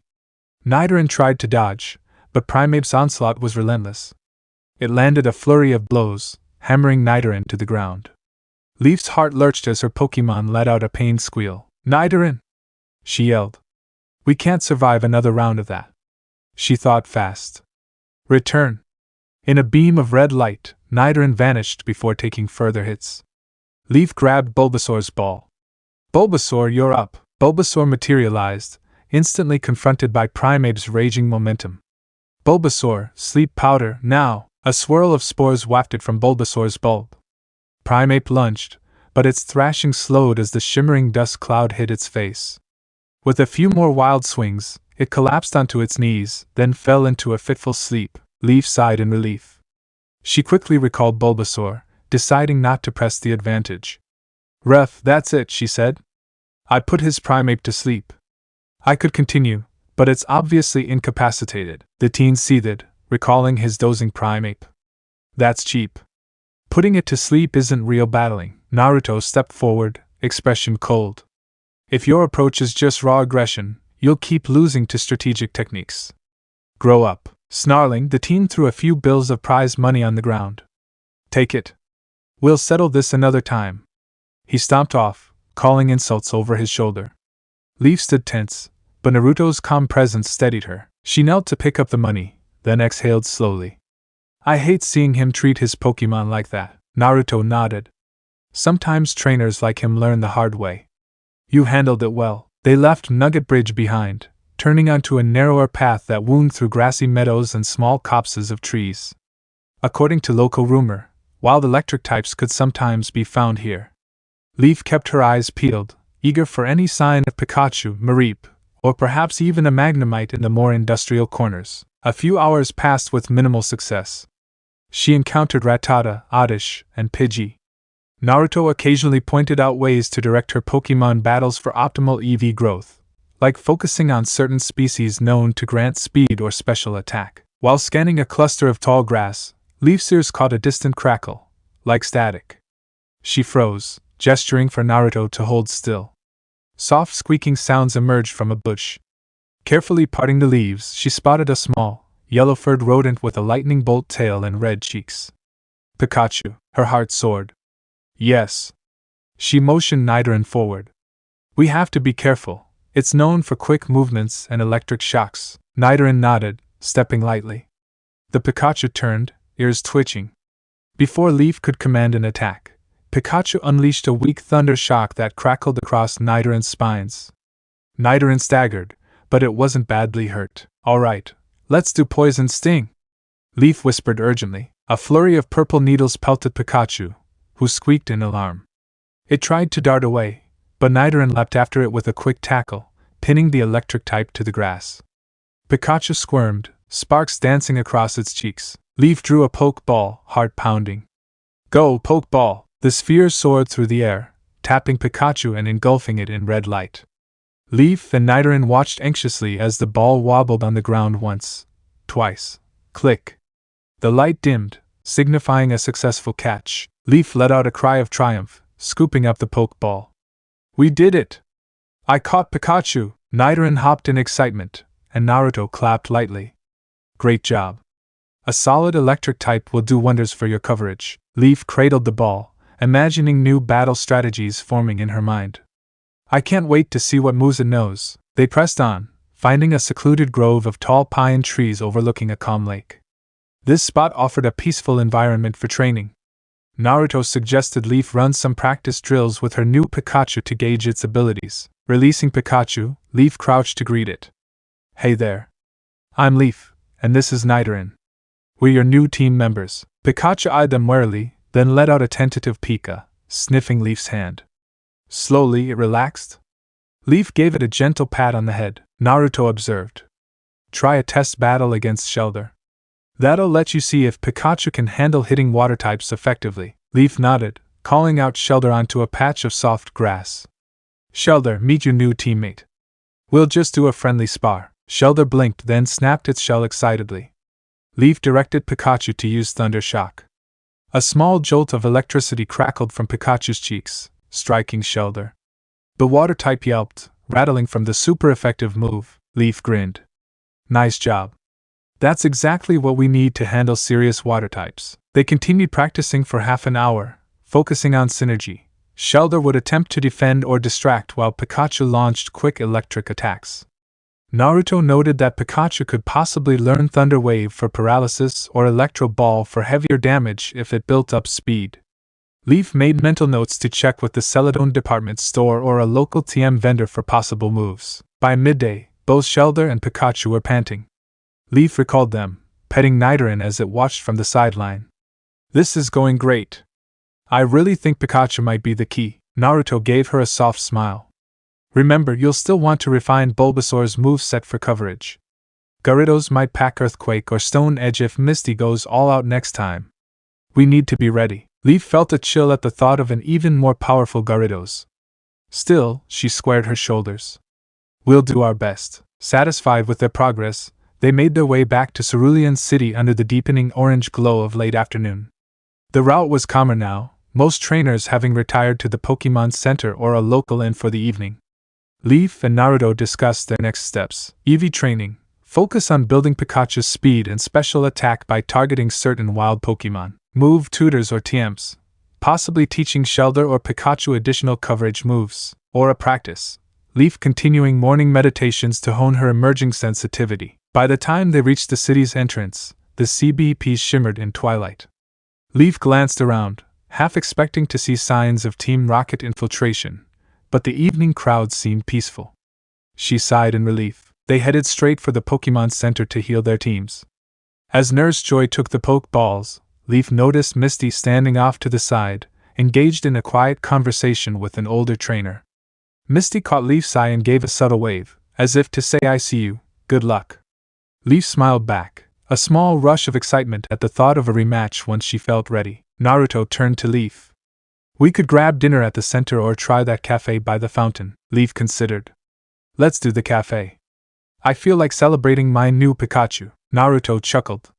"Sounds good." The cafe by the central Gyarados fountain was cozy, small tables set around a softly lit interior, with an outside patio that overlooked the sea beep. Leaf chose a table near a broad window, the city lights dancing on the water. Naruto sat across from her, scanning the menu. A waitress in a simple white apron approached. "Welcome. Can I get you something to start?" "Tea for me," Leaf said. Naruto opted for a glass of iced coffee.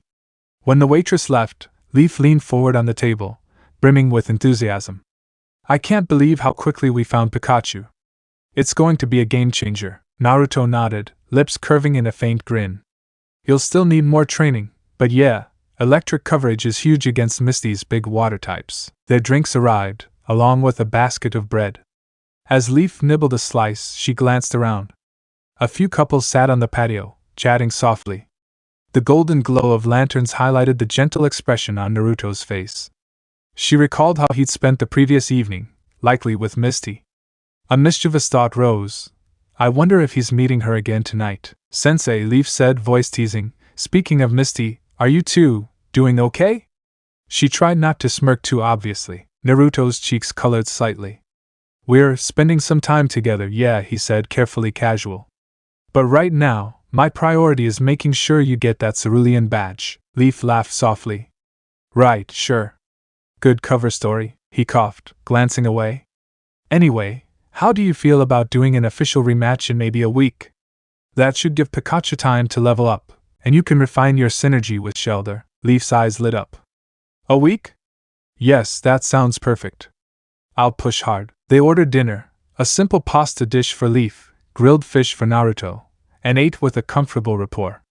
Leaf occasionally mentioned her aura meditations, how she hoped to sense the emotional states of her Pokémon mid-battle. Naruto encouraged her to keep practicing. He mentioned that advanced aura wielders could sometimes sense an opponent's next move or shift in mood before they acted, a powerful advantage in serious battles. After dinner, they strolled along the sea beep, the air cool with nightfall.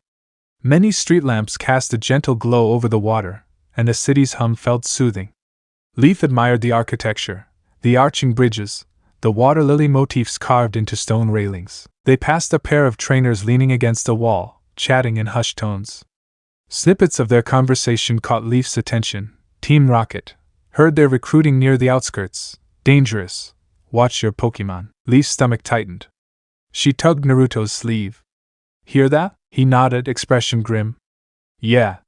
Seems Team Rocket's presence might be more than just a rumor." Leaf remembered how those grunts in Empty Moon nearly strong-armed a young trainer for a fossil. "They're not playing around." She inhaled slowly, calming herself. We should be careful. Naruto patted her shoulder. We will be. They soon arrived at the Pokémon Center. Leaf collected her team from Nurse Joy, who reported that Pikachu, Shellder, and Bulbasaur were all in fine condition, though still adjusting to the day's training. Nidoran, too, was resting well after its scuffle with Primeape. Naruto suggested a short stroll outside before bedtime. It's good to walk off dinner, he said lightly. Leaf complied, content to soak in the night air.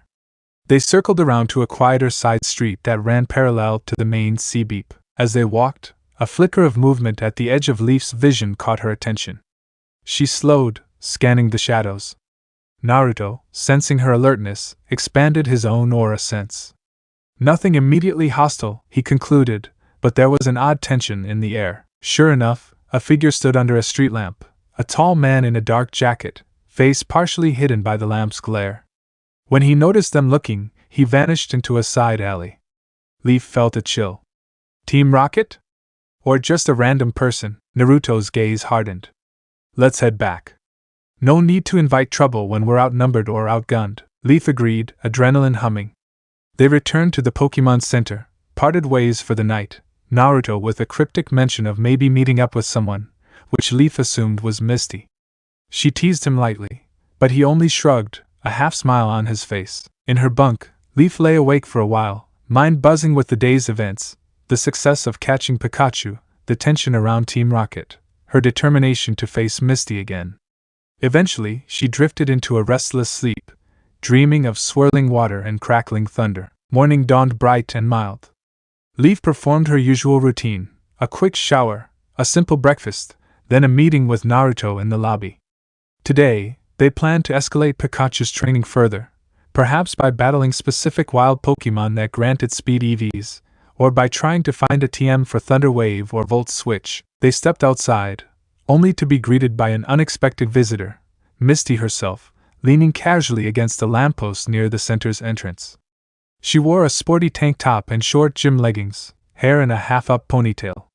Upon seeing them, she strolled over. Morning, she said, voice bright. I was just finishing my jog. Thought I'd say hi. Naruto smiled warmly. Hey. Good run? Yep. She stretched her arms overhead, toned muscles catching the sunlight. I've got a packed schedule at the gym, but if you two need any help with training or TMs, I can point you to a store that offers discounts to Cerulean challengers. Leaf's eyes widened. That would be awesome. I'm looking for some electric TMs, or maybe water TMs for Shellder. Misty nodded, rummaging in a small workout pouch and producing a slip of paper. Here. Show this at the Water Lily Emporium. My sister's friend owns the place. You'll get a discount on TMs and certain training items. Leaf accepted it with a grateful smile. Thanks a bunch, Misty, the gym leader shrugged lightly. Hey, I want you to improve. A tough rematch is the best way to keep myself sharp, too. She caught Naruto's eye, a tiny smirk dancing across her lips. And maybe I'll see you later for stuff, he coughed. Sure, he said, face coloring slightly. Leaf stifled a giggle at the interplay. Misty gave a playful wave, then jogged off, presumably returning to the gym. Leaf turned to Naruto with raised eyebrows. He only sighed and gestured for them to get moving. Using Misty's coupon, Leaf and Naruto found the Water Lily Emporium, a modest shop nestled along a side sea-beep. A sign with stylized lotus flowers decorated the door. Inside, rows of shelves displayed TMs, evolution stones, and various trainer gear. The shop owner, a middle-aged woman with dyed teal hair, greeted them warmly once she saw Misty's voucher. You must be Leaf, she said, scanning the coupon. And you're Naruto. Everyone's heard of your aura talents. Well, we have TMs for Thunder Wave, Volt Switch, Surf, Waterfall, whatever you need. Leaf quickly decided on Thunder Wave for Pikachu, plus a Whirlpool TM for Shellder to help control water-type foes. She was tempted by a more powerful electric move, like Thunderbolt, but it was pricey. With Naruto's subtle nudge, she decided to hold off until she accumulated more winnings. The store owner added 2 small training items for free. A macho brace for controlled EV training and a sample of Pokeblock to enhance friendly interactions. Leaf left the shop with a lighter wallet but a satisfied grin. Thank you, she said, waving goodbye to the owner as they exited. Naruto clapped her shoulder. Good haul. Let's find a quiet place to teach those TMs. Back at the Pokémon Center, They used a side courtyard designated for such activities. Leaf released Pikachu and Shellder, carefully initiating the data transfer from each TM disk. Pikachu's eyes glowed briefly as it learned Thunder Wave, while Shellder spun in place upon absorbing the Whirlpool technique. Now we can paralyze or trap opponents, Leaf said, excitement thrumming. That could have turned the tide against Kingdra or Gyarados. Naruto nodded. Exactly. Also, you'll want to practice synergy, Whirlpool to hold them in place, then Pikachu or Bulbasaur to strike with an attack. That's the essence of coordinated battle. Leaf's heart raced with renewed purpose. She could almost see the next gym match, the swirling water, Gyarados' roar, and her team fighting back with improved coverage. We'll train hard. Then, in about a week, I'll ask Misty for a rematch. Naruto rested a hand on her head affectionately. I'm proud of you, Leaf. You've come a long way from that wide-eyed newbie in Pallet Town. She beamed, though a touch of seriousness flickered in her gaze. Thanks, Sensei. I just want to be worthy of this. I want to prove to myself, and to my Pokémon, that I can protect them, win, and grow stronger. And eventually, maybe even stand up to bigger threats, like Team Rocket or those other shady groups out there. His expression softened. You will. One step at a time. As evening draped Cerulean in a tapestry of pink and orange skies, Leaf returned her newly taught Pikachu and Shellder to Nurse Joy for a final check. The nurse confirmed that both showed strong potential with their new moves. Leaf felt her confidence build like a rising tide. Naruto departed for the gym to meet Misty, giving Leaf some space to reflect. Standing on a bridge overlooking a quietly rippling sea beep, she gazed at her reflection. I've caught Pikachu, refined my team's synergy, learned new moves, and practiced aura meditation. I'm so close to that Cerulean badge. A swirl of images danced in her mind.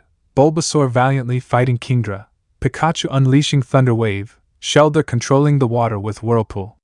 The future felt both daunting and thrilling. I'll do it. I'll challenge Misty again soon, and this time, I'll win. With that vow echoing in her heart, Leaf headed back to the center for a well-earned rest, her Pokémon at her side, confident, stronger, and ready to face the next phase of her journey. A pale sunrise cast long shadows across the Cerulean city skyline. Leaf stood at the edge of the Pokémon Center courtyard, inhaling the cool, crisp air. Days of intense training around Routes 24 and 25 had sharpened her team's moves, especially focusing on her newly caught Pikachu and Shellder. Now, the time had come to face Misty again, this time for a true shot at the Cascade badge. She glanced down at the poke balls on her belt. Bulbasaur, her steadfast grass type, refined and ready after countless practice drills. Nidoran, fierce and close to evolving, sporting improved poison moves and double kick. Shellder, whose Whirlpool technique offered new ways to control the battlefield. Pikachu, a game-changer for confronting Misty's water types, newly equipped with Thunder Wave. Confidence swelled in her chest. She exhaled slowly. We can do this. Naruto joined her outside, giving a faint nod of approval. Ready? Leaf swallowed her nerves. Yes. Let's not keep Misty waiting. The Cerulean gym's facade shimmered with aquatic motifs, tile murals of dugong and lapras, swirling wave patterns cresting around the doors. Leaf and Naruto stepped through into the familiar interior, water-filled arenas, a series of pools interconnected by walkways and adjustable platforms. Attendants wearing swimwear bustled around, preparing the main battlefield for a master-level challenge. Misty was already present, conferring with her sisters on final details. Upon spotting Leaf, she waved, a spark of anticipation in her eyes. I'm glad you came back, she said. This time, no holding back on my part or yours. Leaf's stomach tightened with excitement. She recalled how Misty's advanced team had nearly demolished her last time. Now, she felt a renewed surge of determination. A referee in black and white stripes stepped to the center of the battlefield, voice echoing. Challenger Leaf is here for a master difficulty gym match against leader Misty. A Pokémon is considered unable to battle if it faints or otherwise cannot continue. Substitutions are allowed. The winner will be the last trainer with at least one Pokémon remaining. Are both trainers ready? Leaf inhaled, nodded. Misty signaled her agreement. The gym staff fell silent, and water lapped gently around the field. The moment felt electric. Misty stepped onto a raised platform at the far end, tossing a poke ball high. Go, Staryu! A brilliant flash revealed a starfish Pokémon spinning on the surface of a shallow pool. Its central gem glowed faintly, reflecting the overhead lights. Leaf recalled how Steria's swift and rapid spin had caught her off guard last time. She clenched her fists and released Pikachu. Pikachu, let's start strong. Pikachu emerged onto a small floating platform, cheeks sparking with static. The referee lifted a hand. Begin! Misty's command came fast. Stereo, swift. Stereo spun rapidly, unleashing a barrage of glowing star-shaped projectiles. Leaf knew Swift never missed. Pikachu, brace yourself, then Thunder Wave. The shining stars peppered Pikachu's fur, causing it to stagger. Undeterred, Pikachu's cheeks flared with electricity. A pulse of crackling energy arced across the water, hitting Stereo squarely. The starfish stiffened, gem flickering erratically. Misty narrowed her eyes. Good opening. But that won't stop us. Stereo, water gun. Stereo forced its paralyzed limbs to comply, shooting a jet of water. Leaf countered, dodged left, then Thunder Shock. Pikachu leapt to a neighboring platform, the water gun blasting harmlessly into the pool below. Sparks danced around its cheeks before it released a jolting stream of electricity at Stereo. The paralyzed starfish failed to evade in time, squeaking as the thunderous energy coursed through it. Leaf saw Stereo's gem flash, then dim. In a swirl of steam, Stereo collapsed into the water, fainting. The referee raised a flag. Stereo is unable to battle. Murmurs rippled through the gym staff. Leaf had claimed a quick knockout, showcasing just how much she and Pikachu had improved. Misty recalled Stereo, hiding a faint smile. Not bad at all. But that was just a warm-up. You'll need more than speed to handle the rest of my team. Misty tossed a second Pokeball. Go, Floatzel! A sleek, otter-like Pokémon materialized, orange fur glinting under the lights, the flotation sac around its neck rippling. Leaf recalled how Floatzel's combination of Aqua Jet and Rain Dance had overwhelmed her in the previous encounter. She hesitated. Pikachu had taken some hits from Swift, but was still mobile. Could it handle Floatzel's raw power? Pikachu, stay in. We can do this. Misty wasted no time. Floatzel, Rain Dance. Floatzel raised its arms. A swirling cloud of condensation formed overhead, rain beginning to pour onto the battlefield. The water level rose slightly around the platforms, and Leaf's hair dripped from the sudden downpour. She braced for Floatzel's next move. Misty's eyes gleamed. Now, Aqua Jet, empowered by the rain, Floatzel surrounded itself with surging water, rocketing across the arena in a blur. Pikachu, quick attack to dodge! Leaf yelled. Pikachu dashed off, a streak of white. However, Floatzel's boosted speed was tremendous. It curved mid-charge, colliding with Pikachu. The electric mouse tumbled, sparks sputtering from its cheeks. Leaf's heart lurched. Hang on, Pikachu! She called. Use Thunder Wave again. Pikachu struggled upright, electricity crackling across its tail. Floatzel rushed in for a second Aqua Jet. Leaf realized the window was too small. Jump back, yet the second collision came faster, blasting Pikachu across a platform. It lay sprawled, breathing hard. Misty seized the moment. Floatzel, pursuit! The otter Pokémon lunged with dark energy swirling around its claws. Leaf clenched her teeth. If Pikachu took another direct hit, it was done. Pikachu, Thunderbolt, full power! Lightning exploded from Pikachu's body, a brilliant arc that slammed Floatzel mid-attack. Water sizzled into steam around it. Floatzel howled, skidding on a slick platform. Though wounded, it stayed upright, a determined look in its eyes. Misty called out, voice carrying over the roar of the rain. Finish with Aqua Jet! Floatzel launched itself one more time. Leaf realized Pikachu, battered from repeated blows, couldn't dodge. With a final impact, the electric mouse collapsed in a swirl of water and steam. The referee's flag rose. Pikachu is unable to battle. Leaf's heart clenched. She recalled Pikachu, whispering her thanks. In just a few attacks, Floatzel's relentless speed overcame the type disadvantage. Still, she'd weakened it significantly. Time to pivot. Taking a steadying breath, Leaf chose her next Pokémon. Shelder, let's go! Shelder appeared on a stable platform, shell snapping. Misty's lips quirked.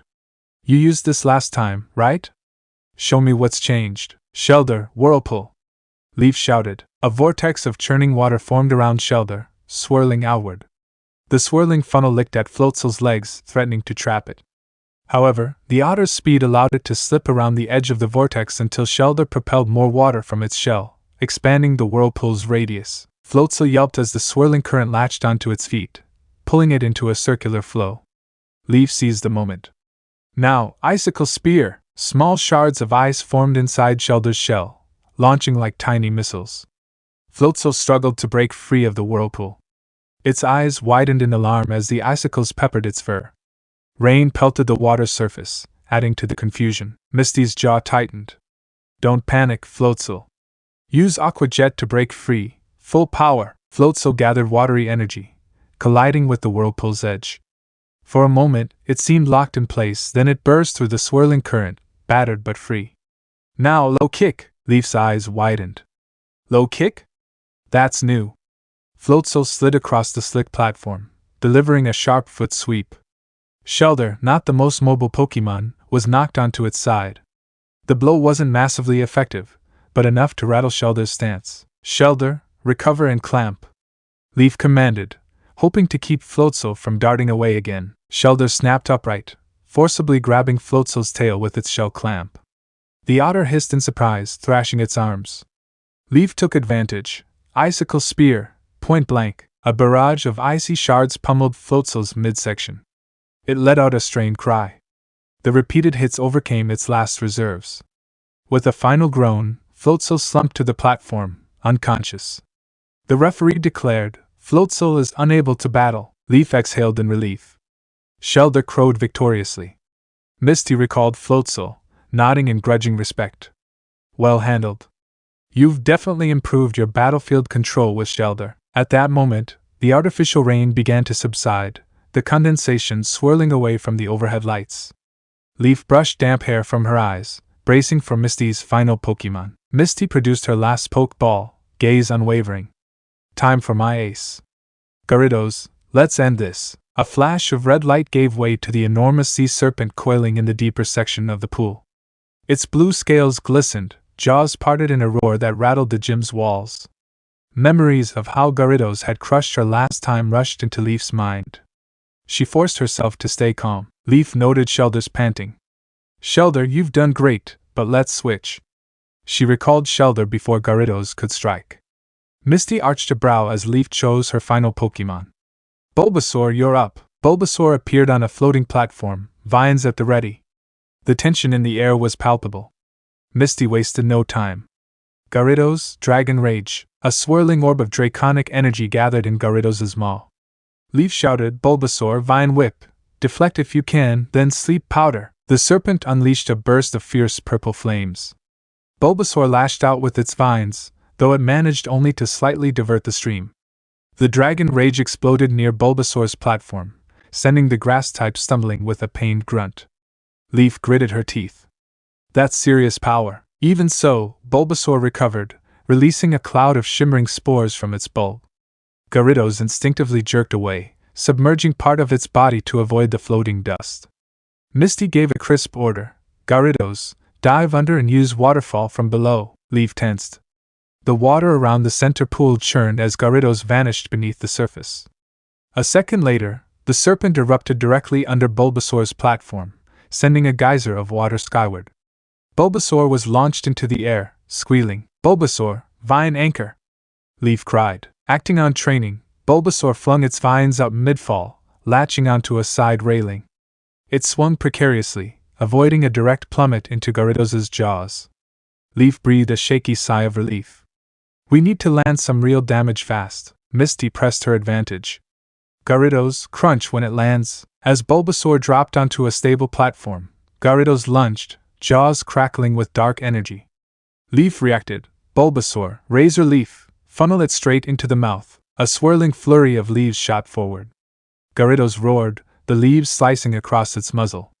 The serpent jerked back momentarily, jaws snapping shut before Crunch could fully connect. A few stray leaves stuck between its rough scales. Sensing an opening, Leaf commanded, Leech Seed. Bulbasaur's bulb pulsed, firing a small seed that latched onto Gyarados' shoulder.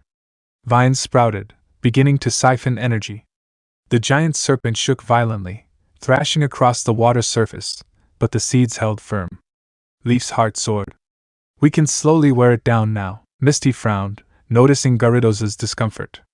Not bad, she muttered. But Gyarados, let's show them Hyper Beam. Leaf's blood ran cold. Misty rarely employed Hyper Beam in standard battles, but this was master difficulty. A sphere of golden-orange energy crackled in Gyarados' throat. If that hits Bulbasaur directly, it's over. Desperate, Leaf shouted, Bulbasaur, sleep powder, maximum coverage. Bulbasaur whipped up another cloud of spores, thicker than before, swirling around Gyarados as it charged the beam.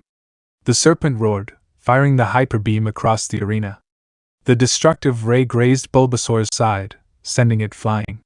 The platform behind Bulbasaur shattered, water pouring in. Leaf yelled in alarm as Bulbasaur skidded across the wet tiles, battered, but the spores took effect. Gyarados began to wobble, eyes flickering with drowsiness. The serpent tried to shake it off, but soon the combined strain of the sleep powder and the draining leech seed forced it to slump forward, eyelids drooping. Gyarados sank partially beneath the water, pinned by its own exhaustion. Misty cursed under her breath. Leaf's heart pounded. Now's our chance. Bulbasaur, Razor Leaf, straining with bruised limbs, Bulbasaur unleashed a final barrage of whirling leaves. They slashed across Gyarados' scaled hide. The giant serpent moaned in its sleep, vines of the leech seed pulsing to siphon more energy. The combined drain left Gyarados unable to rise. When Gyarados' eyes rolled back, the referee called it. Gyarados is unable to battle. Victory goes to Leaf. Silence reigned for a heartbeat. Then the gym staff erupted in cheers and murmurs of excitement. Misty recalled her unconscious Gyarados, mouth set in a thin line that gradually softened into a genuine smile.